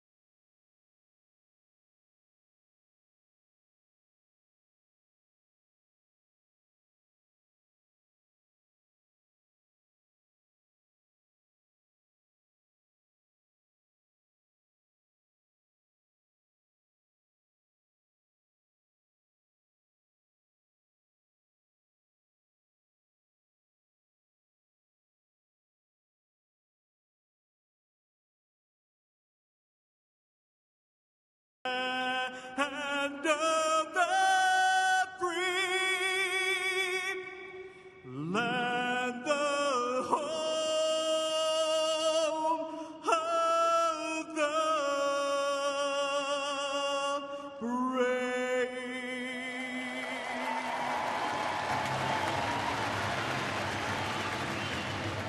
Always emotional. Star Spangled Banner is sung on the anniversary of 9/11. Jeff Whitaker, military police officer, delivering The national anthem today. Once again, we salute men and women that serve our country, whether it be police officers, firefighters, military personnel. This is a day to reflect and to honor. Boy, Jeffrey Whitaker, who sang that, did a great job. It was a longer version than we're normally used to, but he did a wonderful rendition and kind of set the tone for the rest of the day here at Great American Ballpark. Ground ball to Phillips. He retires Shearholz. 1 out here in the 6th. They had a beam from the World Trade Center on display in the fan zone for today's game, courtesy of Cincinnati Fire Museum. Over 20 soldiers from the 10th Battalion of the Army Reserve Careerist Division were on the field prior to the game to re-enlist in the United States Army. That was impressive. It was. They got a big round of applause. It's just it's awesome to see them standing at attention. It's just awe-inspiring what they do.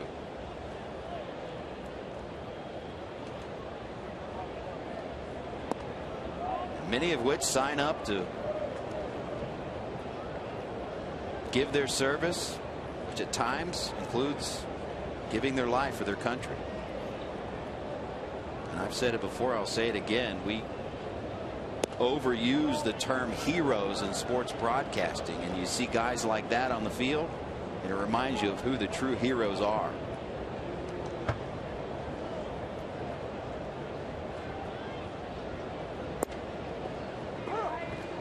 Honor guards from Henry County in Indiana, the sheriff's office, and the Indianapolis Fire Department presented the nation's colors prior to the game.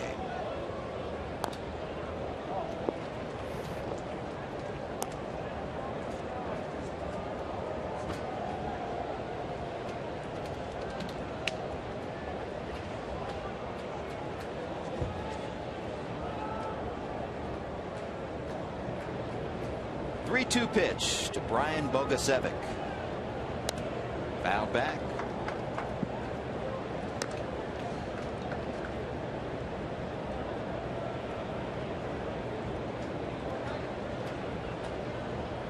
Coming up, we will stay here for the singing of God Bless America. Mid-7th. Look forward to that. Another grounder to Phillips. Easy play for Dat Dude BP. 2 down. Saturday, September 28th, your Cincinnati and Northern Kentucky Toyota dealers will donate a Toyota Tundra to the hometown heroes of Matthew 25 Ministries. Members of this humanitarian and disaster relief organization will join Reds Chief Operating Officer Phil Castellini before the Reds take on the Pirates and will be honored and then awarded the Tundra. All compliments of your Cincinnati and Northern Kentucky Toyota dealers. They've been doing that yearly. You know, the Reds are right in the middle of so many charitable acts. Aren't they? Not just the Reds Community Fund, but so many different organizations who come to the Reds all the time. I guarantee you they get bombarded every day with a request for a player to come speak, autographed items. Can we get something to auction off? And they are in the middle of so many different things that make a big difference in this community. And it's just proud to be part of the organization from that aspect. It's every day on the field there's something else going on. You're right. From honoring a military member on the dugout in the 3rd inning to Jay Bruce honoring military members, program he took over for Aaron Harang. There are many things these players do that they don't even do publicly, giving of their time and money. Marty Brennaman Golf Classic raised $250,000 this past weekend, Monday.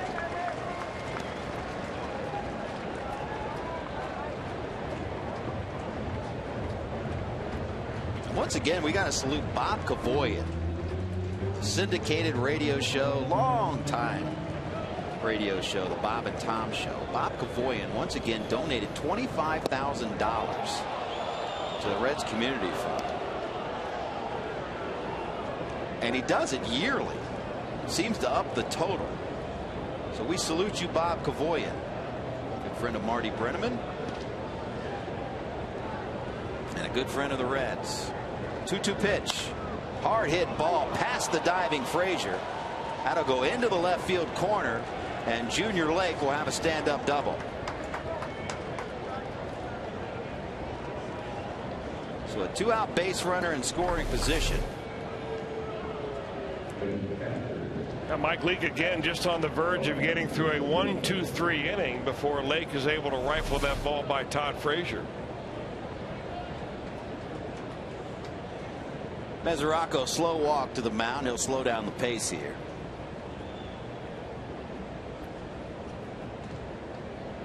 They want to make sure that the bullpen, if they need somebody up and ready to go, that he's got plenty of time, and that looks like what Dusty Baker's going to do. J.J. Hoover's been up and throwing, and of course on a hot day like today, doesn't take very long. And a long, slow walk to the mound. Looks like he's already made the call to relieve Mike Leake here in the top of the 6th inning. So 107 pitches for Mike Leake. But he does the job for Cincinnati, at least to this point. He goes 5 2/3. He'll leave to a nice round of applause. It's our Skyline Chili call to the bullpen.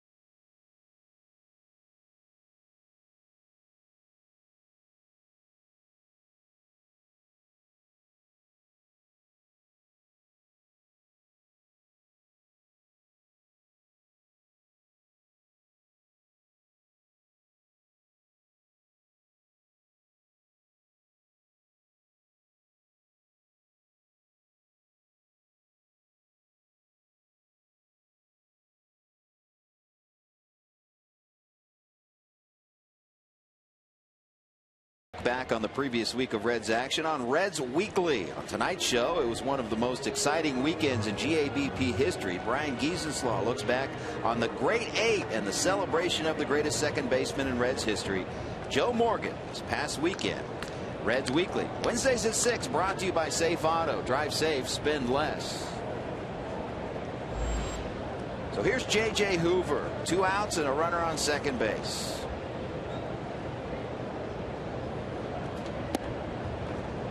Pitch breaking ball outside. Opponents hitting just 194 off of Hoover. An incredible scoreless streak. In a rough stretch, but overall ERA 2.85.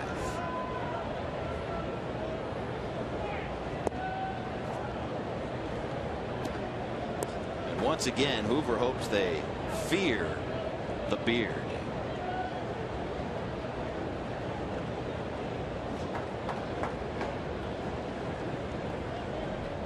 He's behind 2-0 to Wellington Castillo.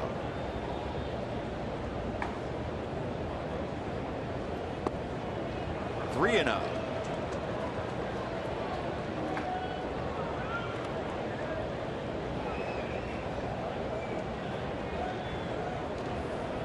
Hoover well aware Castillo with one swing of the bat can make this a one-run game. Yeah, Castillo's the dangerous guy. Darwin Barney in the on-deck circle, from a power standpoint, not nearly as dangerous as a mistake to Castillo.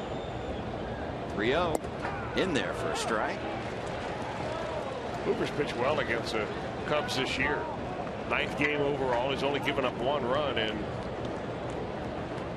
8 innings overall against this Cubs ball club. A couple of saves in there as well, I believe. He's got 3 saves on the season. Fly ball, center field. Chu going back. He's got it. Hoover does the job. Cubs strand another.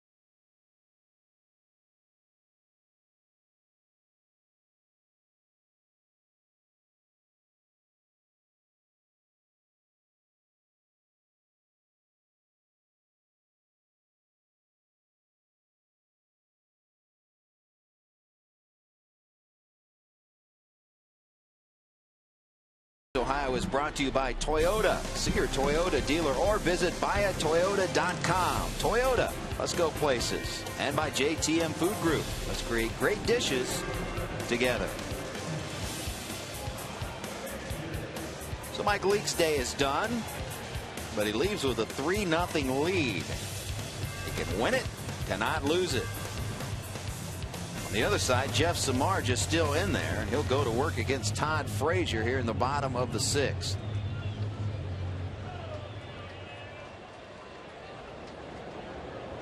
Frazier's doubled and scored and walked.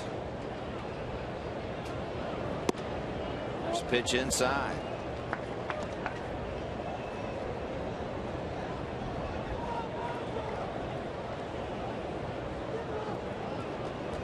So far, the high Sox working. Swing and a miss. Reds and Fox Sports Ohio would like to send out a special congratulations to Charles and Lorraine Adams, who are celebrating, get this, their 65th wedding anniversary today. 65 years together. Mercy. Congratulations, Charles and Lorraine.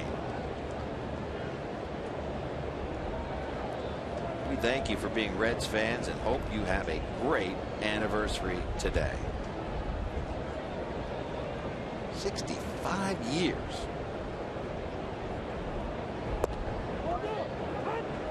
I'm not sure anyone could put up with me for 65 years.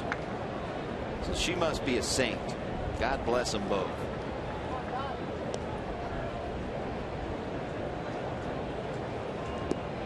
Two balls, 2 strikes. The Reds' third baseman. Went chasing. Came up empty. 5th strikeout of the day for Samardzija. 1 down for Xavier Paul.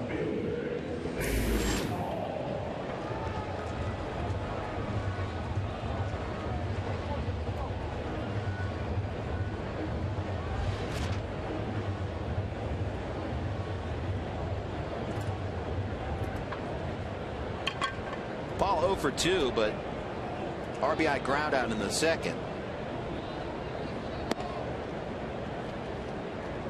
3 runs driven in this game so far.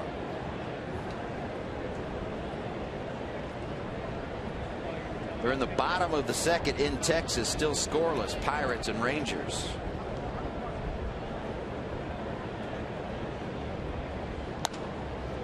Ground ball just past the diving third baseman into left field. Base hit, Xavier Paul.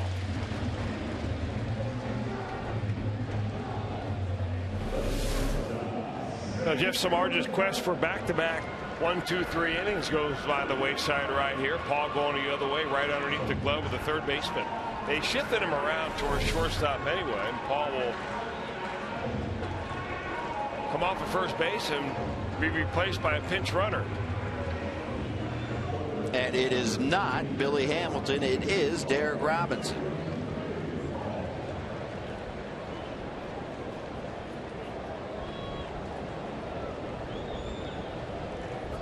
We'll see what happens here as Kozar 0 for 2 today. Side. It was great to see long-time Red scout, I mean long time, like 50 years long time, and front office operative Gene Bennett in the media lunchroom before the game today. Came up here from Wheelersburg, Ohio, where he is watching every game in retirement. Great to see him. And well, he was talking about Billy Hamilton earlier today and some of the readings that scouts have had him going to first base in. He looked at me, he said, "Can you believe 3.1?" I said, "I didn't think you could get down the line that fast." That's Deion Sanders-esque. What was Deion? I'm not sure, but I would say that if he was 3.1, he was on a good day. Meanwhile, Derek Robinson is no slouch when it comes to the speed department. He's one of the fastest guys in the league, but maybe just a tick slower than Billy Hamilton. That would be an interesting race, though. It sure would. I would like to see the race first to home between Hamilton and Andrew McCutchen.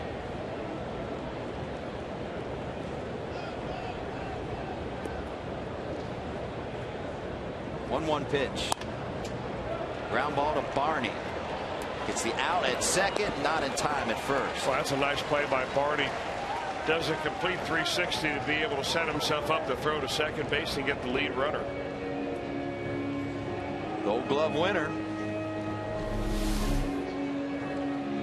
There's no doubt that he's a good he's a good fielder. Gold Glove winner last year. A lot of people scratch their heads over that one, especially fans that have gotten to see Brandon Phillips play on a daily basis. But very solid. Set a record, of course, for most consecutive games without an error. First pitch to Devin Mesoraco, fouled off.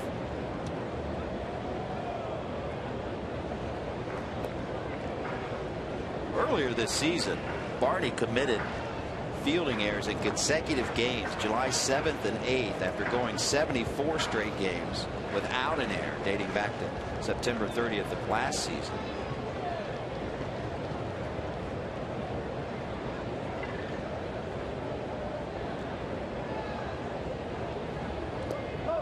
It's away, and Kozar goes down to second base.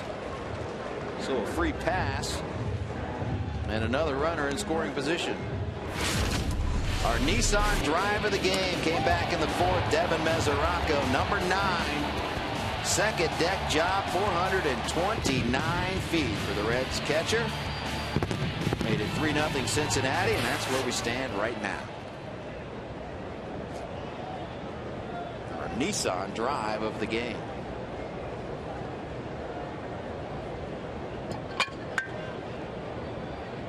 One ball, one strike, 2 outs. Runner on second base. Mesoraco grounder in the hole. Castro, long throw. Safe. What a play, though, by Castro to even make that close. Good hustle by Mesoraco. He never takes anything for granted on the base pass. Devin does. He always runs hard, and it's a good thing he did. If he had slipped up even 1/2 a step right there, he's out at first base, and the inning would be over. Castro trying to make something out of nothing, just firing it in the vicinity. Good play by Rizzo, but Rizzo may have cost the Cubs an out right here by going into foul territory. Don't know if he needed to do that on that particular play. So the distance that the ball had to travel between fair territory and then into foul where his glove was may have been the difference in out or safe. You're right. Mesoraco busting it down that line. We'd love to see that. Say what you will about Devin Mesoraco, but he is a hustler. Jack Hanahan pinch hit. 2 outs. Runner on first and third. 105 pitches now for Samardzija.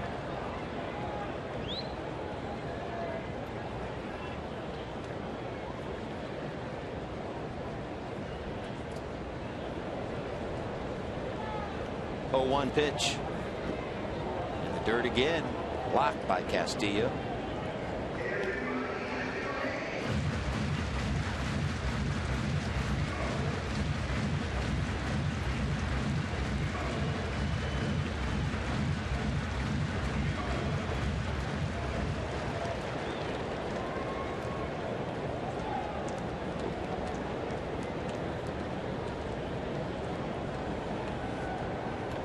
One. Fouled off. 1-2.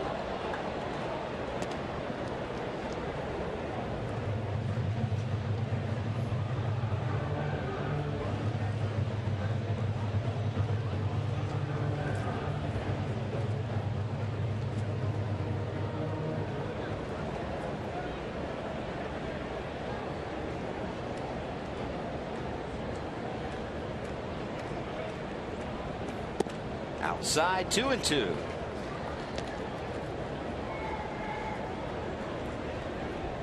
Reds with a 3-0 lead. 2 outs, bottom of the 6th. Alongside Chris Welsh, I'm Jim Day. Thanks for joining us this Wednesday matinee tilt.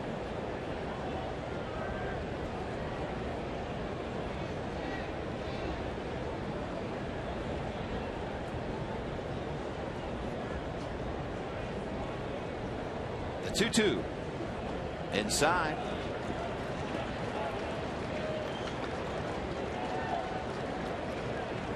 Full count.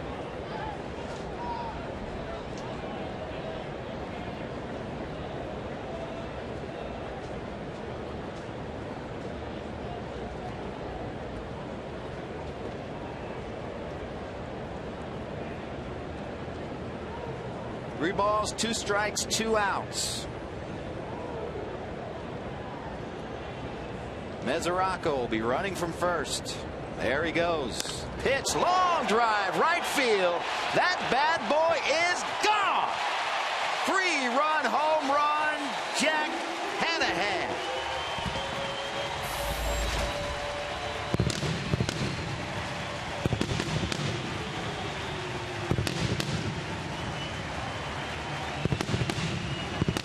He's been waiting for that one. First home run as a Red. 3-run home run, and the Reds lead 6-0.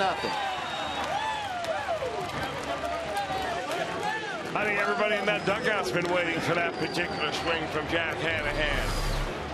The goose egg in the home run column is gone. Gets a breaking pitch down and in. Hanahan golfs it on out of here. A 3-run shot.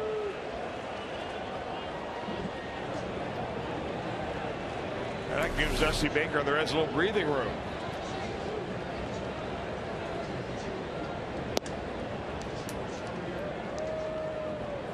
First career pinch hit home run for Hanahan. So off the schneid in that one as well.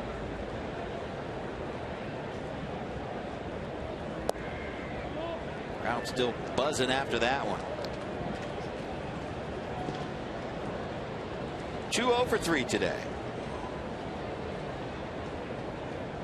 So far, the Reds have rebounded in a resounding fashion. Yeah, you go back to the hustle by Devin Mesoraco that kept the inning alive, or else Hanahan never has a chance to do that. Yep. And little things like that that all play part of a team win.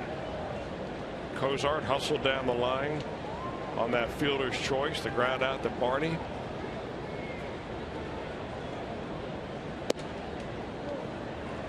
As you said, teammates are happy for Hanahan because he's one of the good guys in the clubhouse. Well, you like to see him come out of the pinch hitting role too, because that's where he's going to get most of his ABs. And the Reds now have 5 pinch hit home runs on the year, tied for 4th in the National League. And I'm wondering if Dale Swaim is thinking to himself as he's out here to make a double switch, whether he may have waited a batter or two too long. Third walk on the afternoon for Samardzija. 114 pitches. And the Cubs will make a double switch. Ryan Sweeney will run out to center field. Jack Hanahan, little add-on, big time.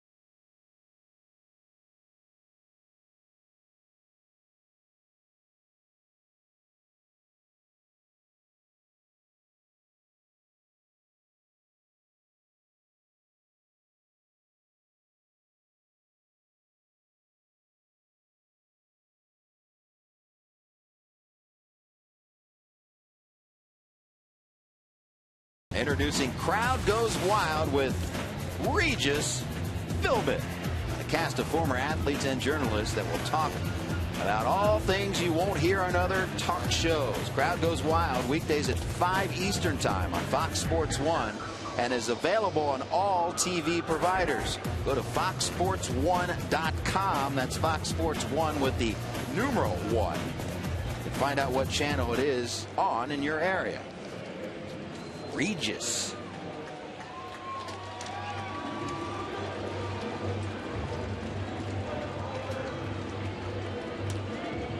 They just can't keep Regis Philbin down.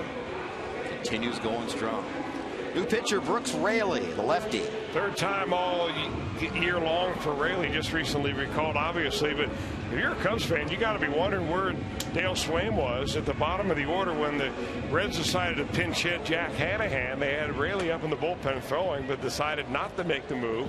Instead of continue on with the struggling Jeff Samardzija, and it cost him a 3-run bomb. So the Reds up by 6. Raley takes over, 2 out, the man on. They'll face Brandon Phillips, a right-hander. Go figure. A little bit of a head scratcher. Phillips seeking his first hit today. That Hanahan home run, not only the first as a Red, but the first in a National League park. Throw over.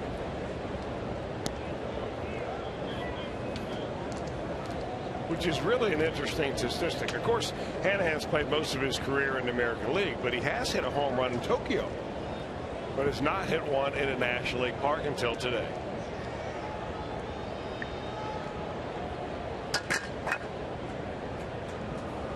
And speaking of Tokyo, or at least Japan, talked about this before the game, but former Red, remember the name, Vladimir Valentin, remember him well. 55 home runs. Was that enough to break the record by Sadahara O? Ties it. He's got 20-some games to break it.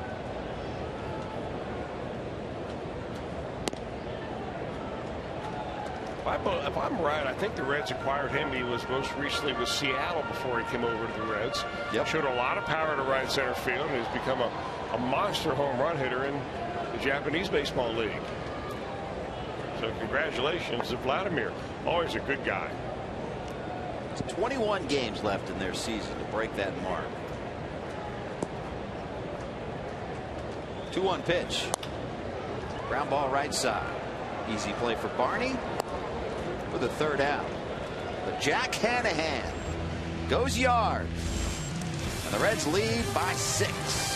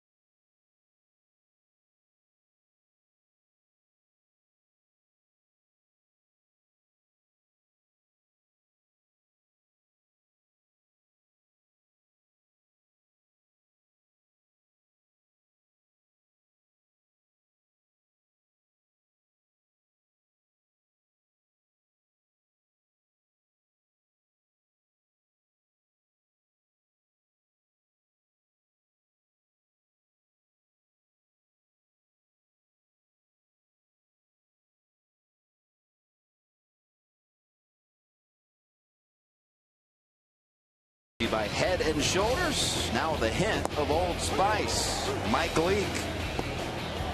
6 of them on the day. Trouble with his command today, but 107 pitches, 60 strikes. Overall, 5 2/3 innings, just 4 hits, no runs. The biggest stat of the day. All about damage control for him, and he's in line for the victory right now. The Reds with a 6-0 lead.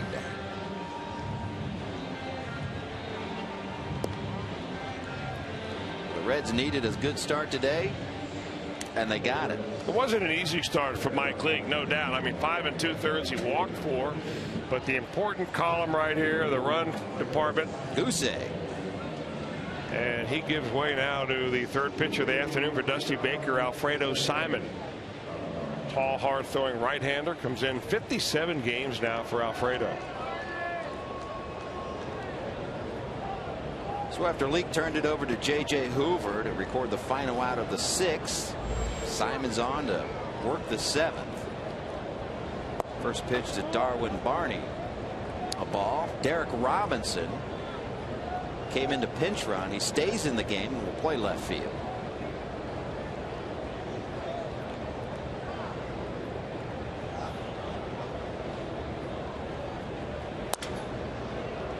Base hit up the middle for Barney, his first hit of the day.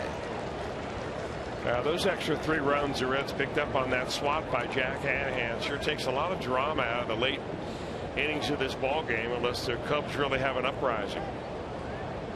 They were trying, the Cubs that is, to take the Reds in a 3-game sweep, something that they had not done since Bob Boone was managing the Cincinnati Reds back in 2001.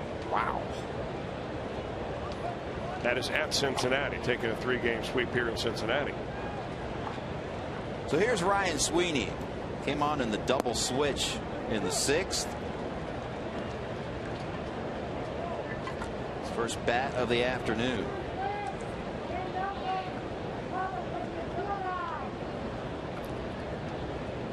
Sweeney 1 for 5 last night. So he got the start in center field.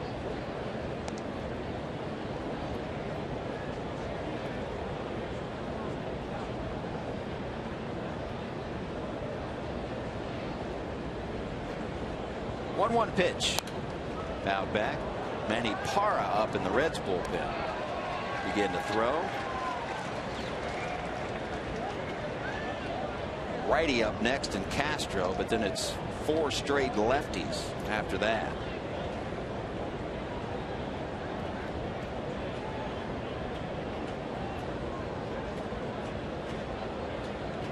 One ball, 2 strikes. Bring him up. First strikeout for Simon. 7th of the day for Reds pitching.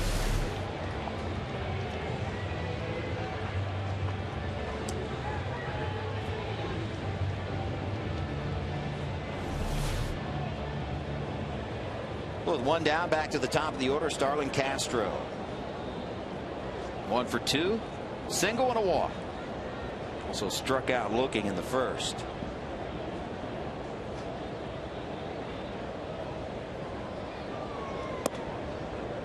Inside.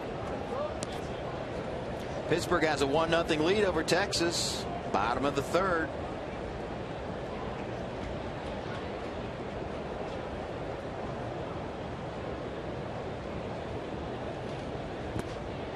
Down low. Tell you what, if the Pirates go in there and sweep Rangers in Texas,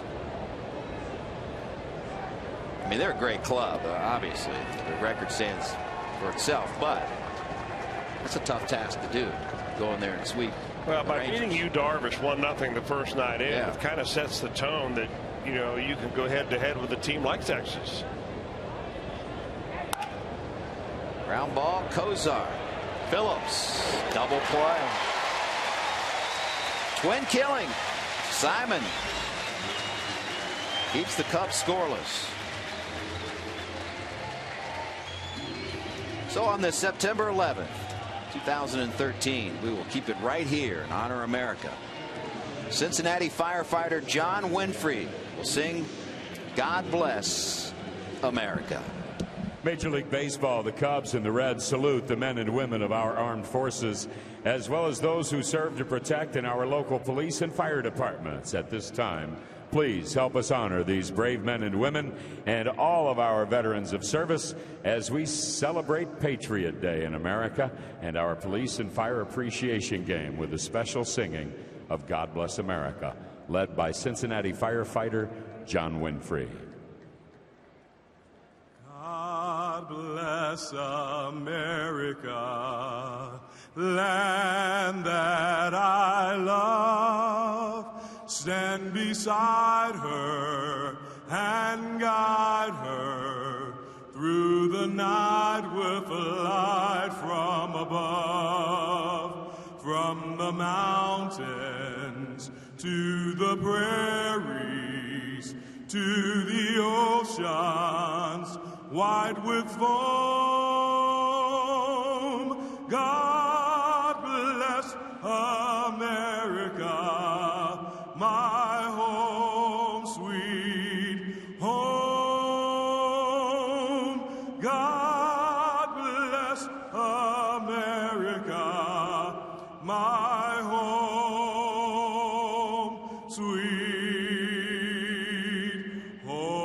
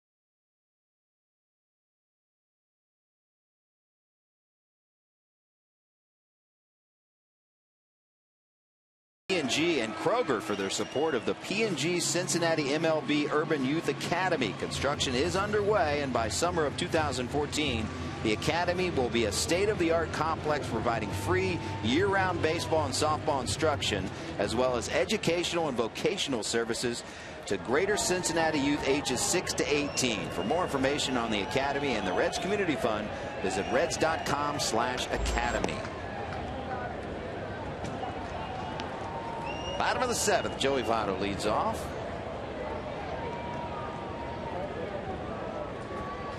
Lefty versus lefty as Brooks Raley stays in for the Cubbies.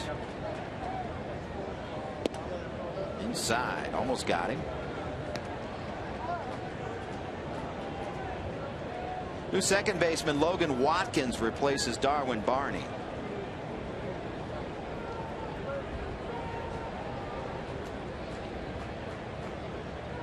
Two-0 pitch. Outside, 3-0.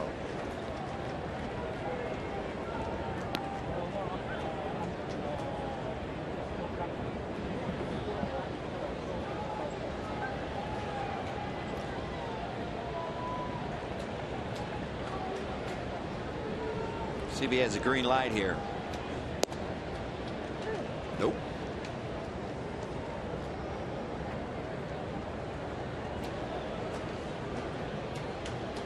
Jay Bruce on deck. 3-1. Walked him.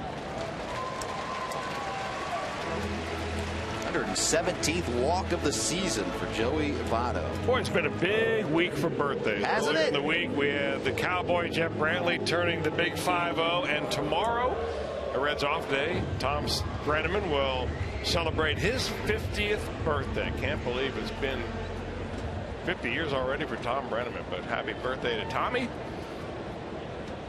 He'll be off this weekend, heading off to some NFL stadium to call it for Fox. And in the meantime, celebrating big time a birthday with all his cohorts and buddies down there in Terrace Park. They're going to tear up the town tonight. Well, in honor of his birthday, we should give him a Holy Moses. I love when he drops that. Father and son working today again on the radio side. I think it's the last time they get to work together this year on radio, if I'm not mistaken. It's always nice to see.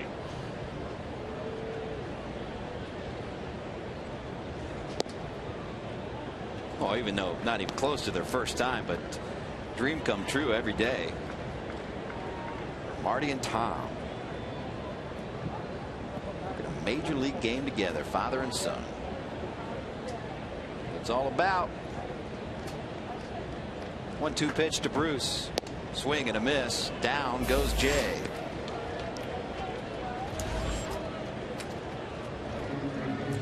Get all the inside information from the head coach on Bearcat Sports Weekly with Tommy Tuberville. Find out UC's plan for their showdown with Northwestern State this Saturday at Nippert Stadium.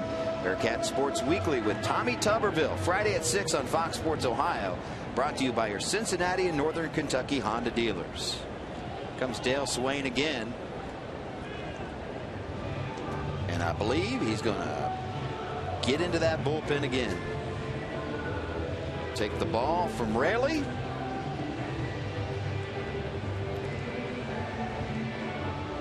One out in the 7th. Another pitching change.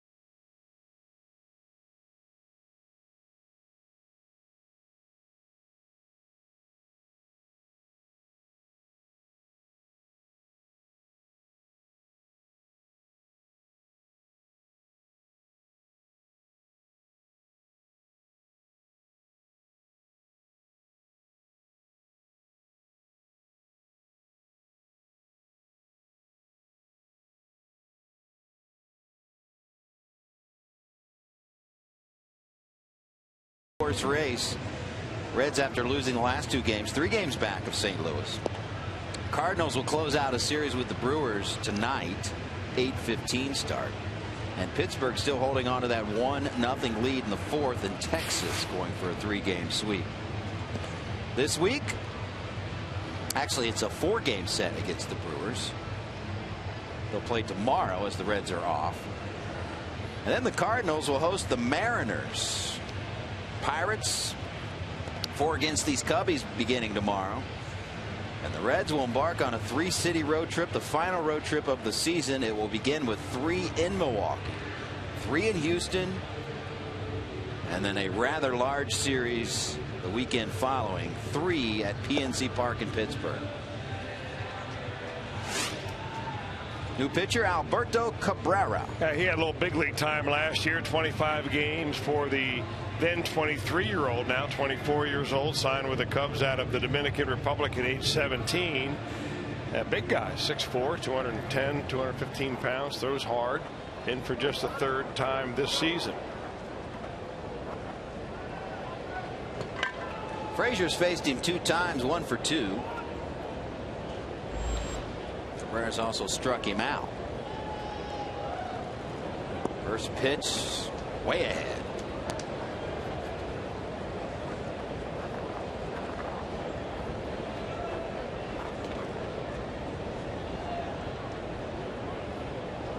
Frazier bidding for a 2nd hit of the day. Been on twice, doubled and walked. So scored a run. Check swing. Easy play for Rizzo. And Rizzo thought that was the 3rd out. Wishful thinking. He was running off the field.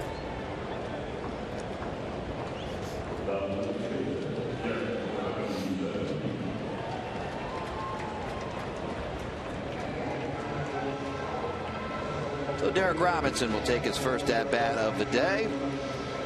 Came in as a pinch runner in the 6th.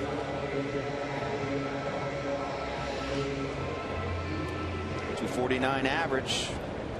7 runs driven in. Love to make that 8. Votto out there at second base and 2 down.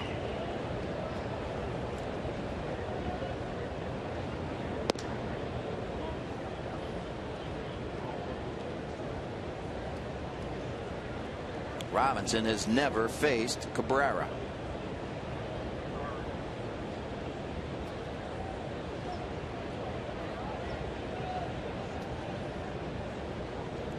A 1-0. Swing and a miss. Big cut.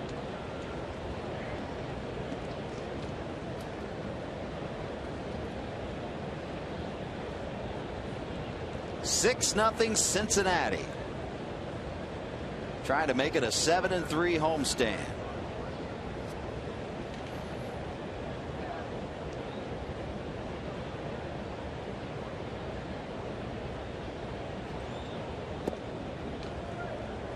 Two and 1.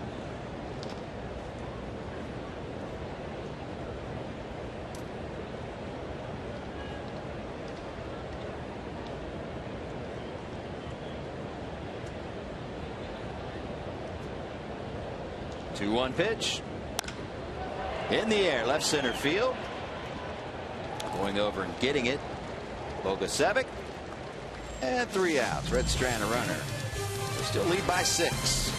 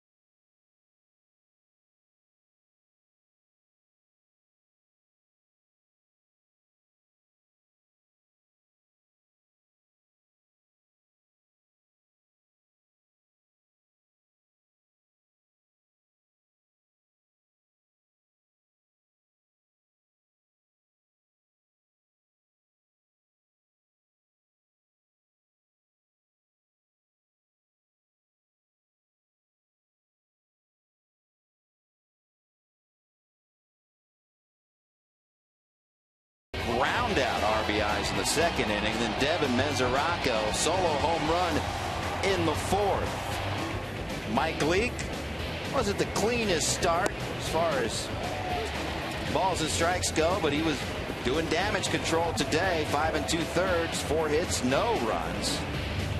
And then Jack Hanahan, his first home run as a Red. 3-run home run. And it's 6-0 Cincinnati.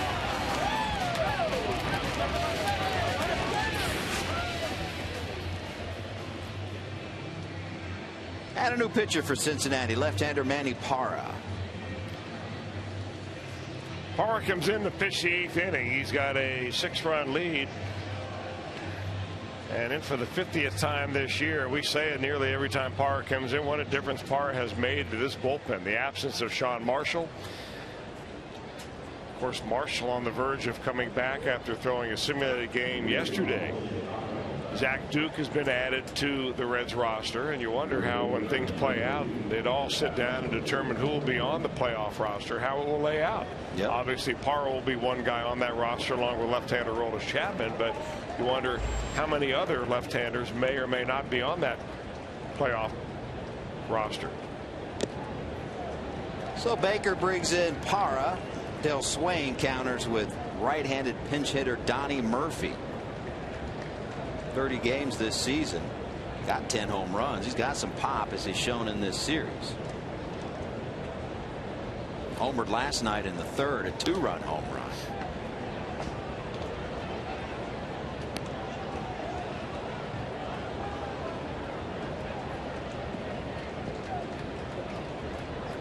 Will be interesting if and when Sean Marshall gets back on that hill for Cincinnati, how effective he is.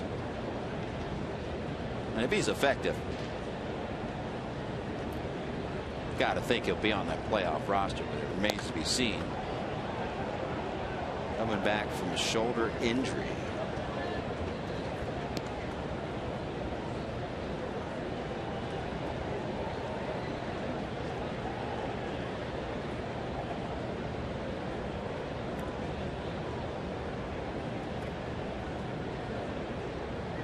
Parra ahead 0-2.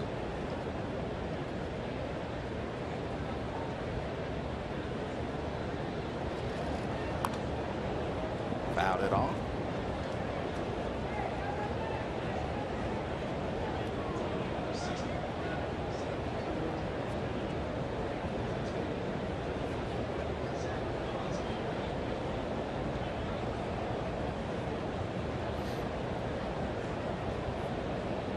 Donnie Murphy has faced Parra only one time in his career, 0 for 1.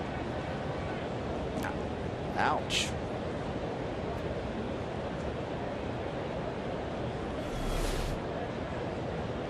Yeah, it got kicked up a little dirt. It looks like it went right through the face mask and into the eye. I don't think the ball got him. I think the ball got more of Alfonso Marquez, the umpire. He's okay.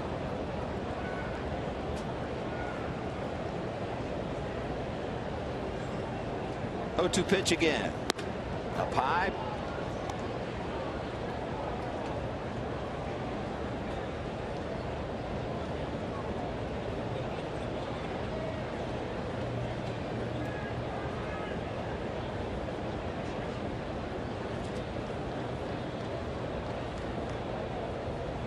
One, two.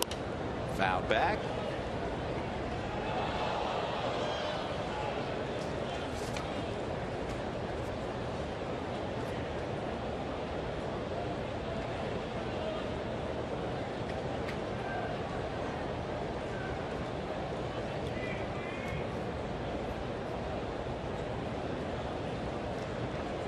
One ball, 2 strikes. We're in the 8th. Reds with a comfy lead right now. Swing and a miss, and Parra gets Murphy out number 1 of the 8th. Donnie Murphy dangerous, as you said, 10 home runs. He fouled off a couple in this at bat before Parra decides to just pour the fastball on him up in the zone and throws a mid-90s heater right by him. 8th strikeout of the afternoon for Reds pitchers.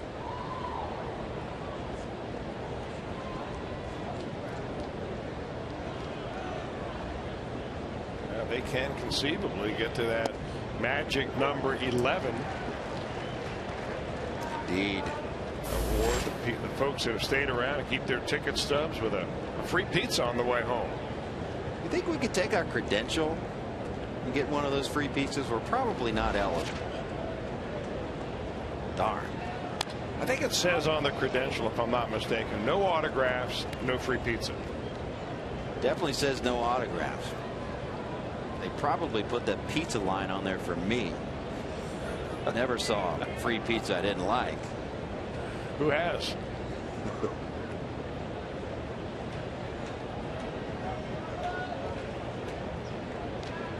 Oh, and 2 the count to Anthony Rizzo. Struck out twice today and walked. Swing and a miss. Back-to-back punch out for Parra. And now 2 away from the pizza. Good looking slider right here. We've mentioned that Manny Parra has pretty much put the curveball that he used to throw in his back pocket and doesn't take it out anymore. It goes with mainly the slider. Hard breaking ball right there. And that's been very good for him, especially against left-handers. Him not using that, was it a product of going to the bullpen?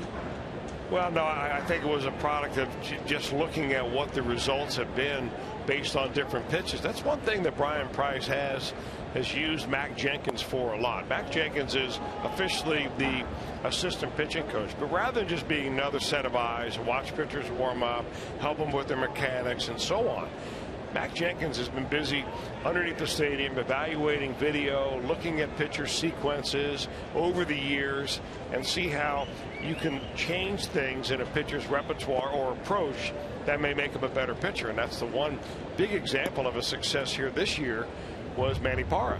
I mean, they determined by going over the years, like last year, that Manny Parra threw his curveball, say, 30 times and didn't get anybody out last year on the curveball. So why are you throwing it if all it is a fluff pitch?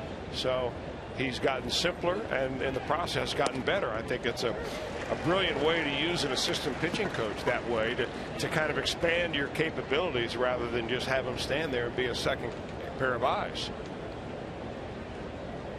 Mac Jenkins, longtime minor league roving pitching supervisor. He's been with the Reds farm system for more than a decade. Good guy. And knowledgeable pitching coach. Big time. Very impressed with the way he and Brian Price go about their daily business. They have done a terrific job, and the numbers speak for themselves.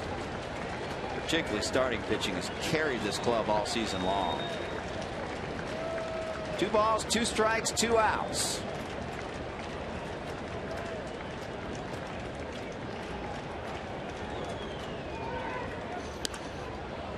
Number.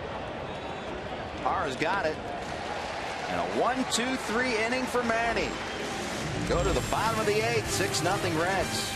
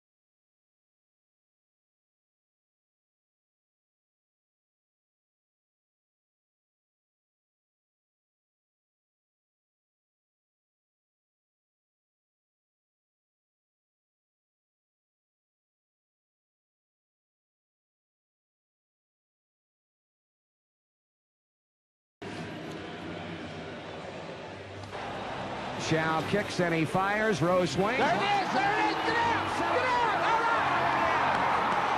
Hit number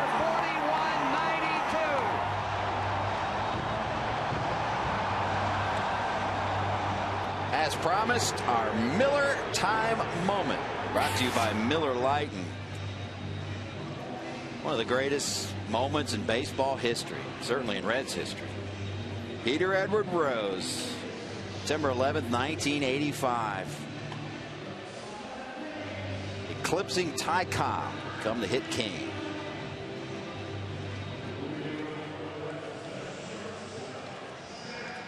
Eric Schau still bitter about that. For many, many years before he passed away.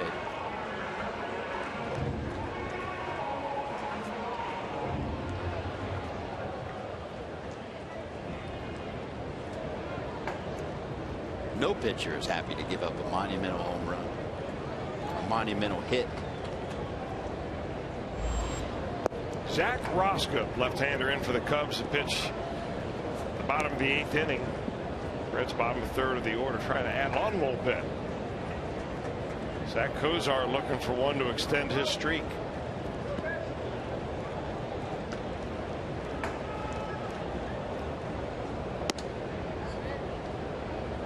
Most likely his final time to do it. 15-game hitting streak, a career high.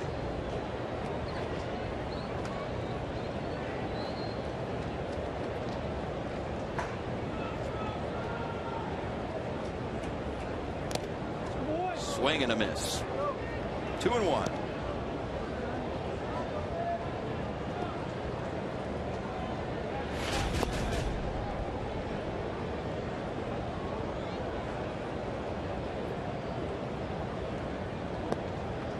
Two-one pitch. Popped up. Who's got it? Rizzo calls off Castillo. One down.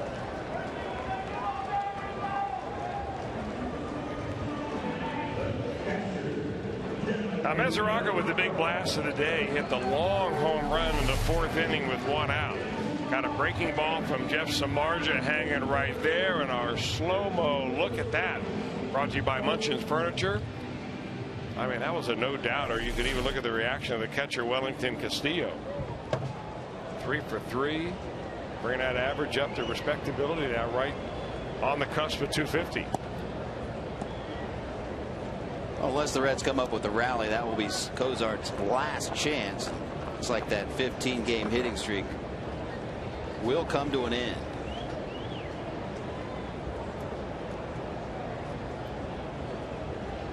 Three for 3 day for Devin Mesoraco. Broken bat.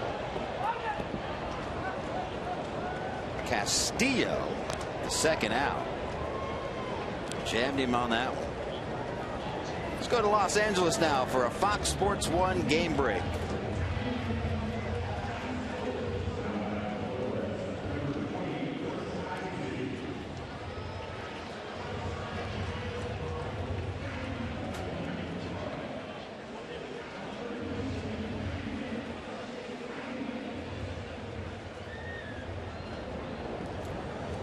Pirates keep on keeping on. A long way to go in that game. Pirates have been impressive coming into Arlington. I think it's impressive really what the Pirates have done in rebuilding that franchise. I think Clint Hurdle had a lot to do with it. The front office has obviously had a lot to do with it as well. Going out and getting a lot of players that other teams had not wanted. But they have had 2 charges to do. Number one is to try to get rid of the legacy of losing. You lose that long. I mean, people are all around you are thinking, well, when is the roof going to cave in? And secondly, you know, not only to get to 500, but you know, being right there at the cusp of winning a division. Second straight broken bat as pinch hitter Chris Heisey is retired. Roscup does the job. We go to the 9th.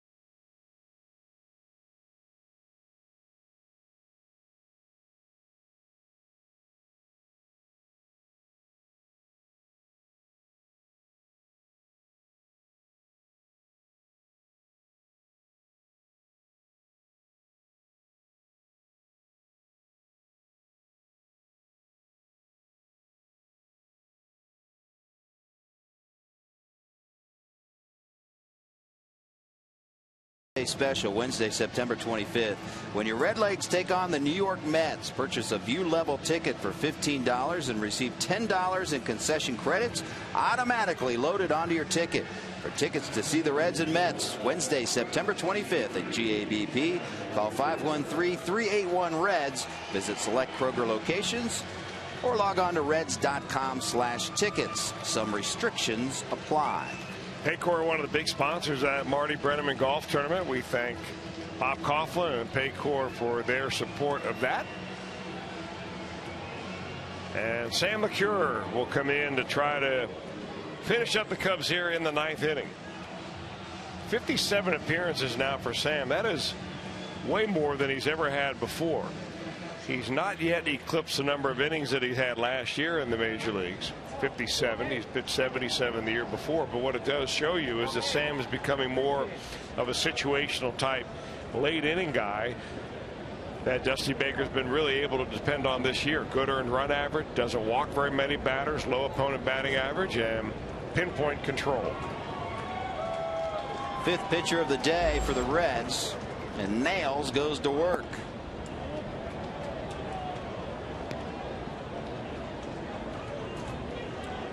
Oh for 3 day for Bogosevic. Grounded out in the 6th.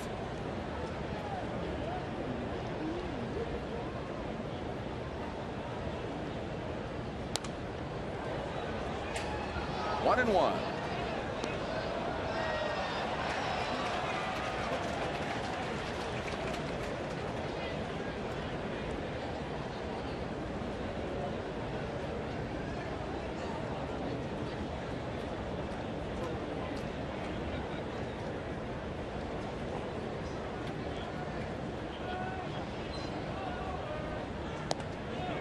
Just missed.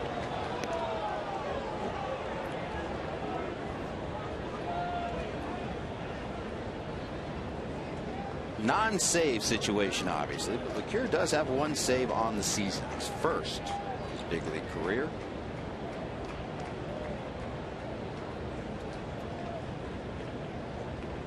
It's been Leake, Hoover, Simon, Parr, and now LeCure. Hard hit ball into left field. Could be extra bases. Nope. Bogosevic, big turn. Stays at first base. After every Reds game, Fox Sports Ohio breaks down the game with interviews from players and manager Dusty Baker. Reds Live is brought to you by King's Honda and the King's Auto Mall. Visit King'sHondaUSA.com.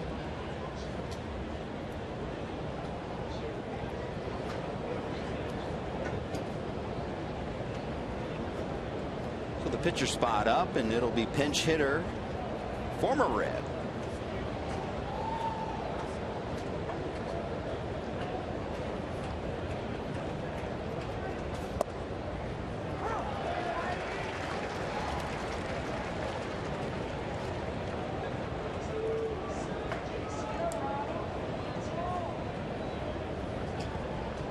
Darnell McDonald got the start last night, went 1 for 5, did drive in a run. RBI single in last night's game. Former Red who actually made an opening day start in center field.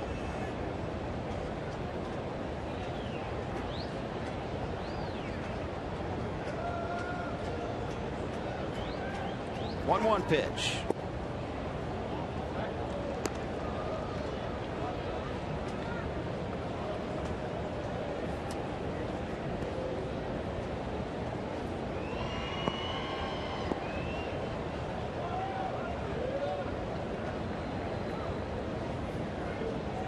Cure's got what he wants. Here comes the 2-1. Foul ball.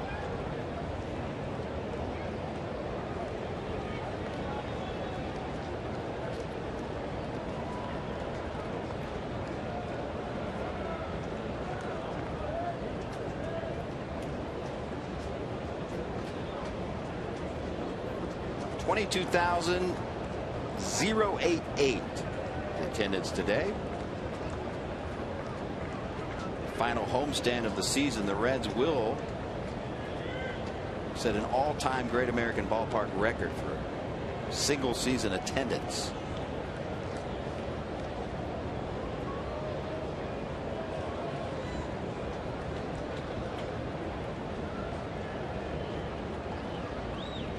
2-2. Right at Phillips. 4, 6, 3, twin killing. Well, 3 of them on the afternoon for the Reds, and none of them more right down DP lane than that one. Brandon Phillips goes down on one knee to make sure that he doesn't get this ball go by him. But Reds turned 1 in the 2nd. They turned 1 in the 7th. And here in the 9th to erase 2. Brandon Phillips off the Cozart and Joey Votto at the other end of that. 3 of them in a day. Boy, that's a good day for an infield. Yes, indeed. So the Reds 1 out away from winning this one. Pinch hitter J.C. Boskamp will step in.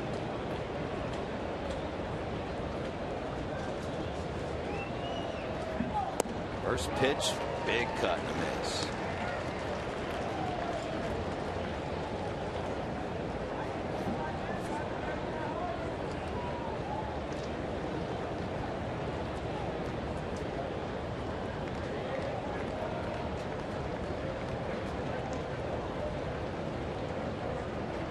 The 0-1.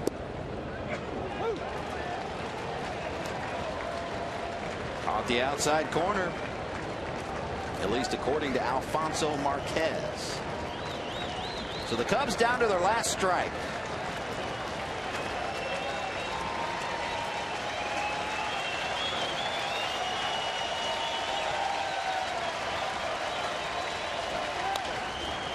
Ground ball. Phillips. Votto. And the Reds win it 6-0. The 16th shutout of the season by Reds pitching. That's the most by the Reds since 1973. The Reds complete a 7-3 homestand. Well, a dominating performance here. If the Cubs thought they were getting out of town with a 3-game sweep, the Reds had alternate plans of that. 5+ shutout innings by Mike Leake kind of set the pace, and a good solid team victory today. A day off tomorrow. They head to a weekend series in Milwaukee, and it was a good day under the hot, humid conditions to get away with a W. Fireworks go off, and we are back with more after the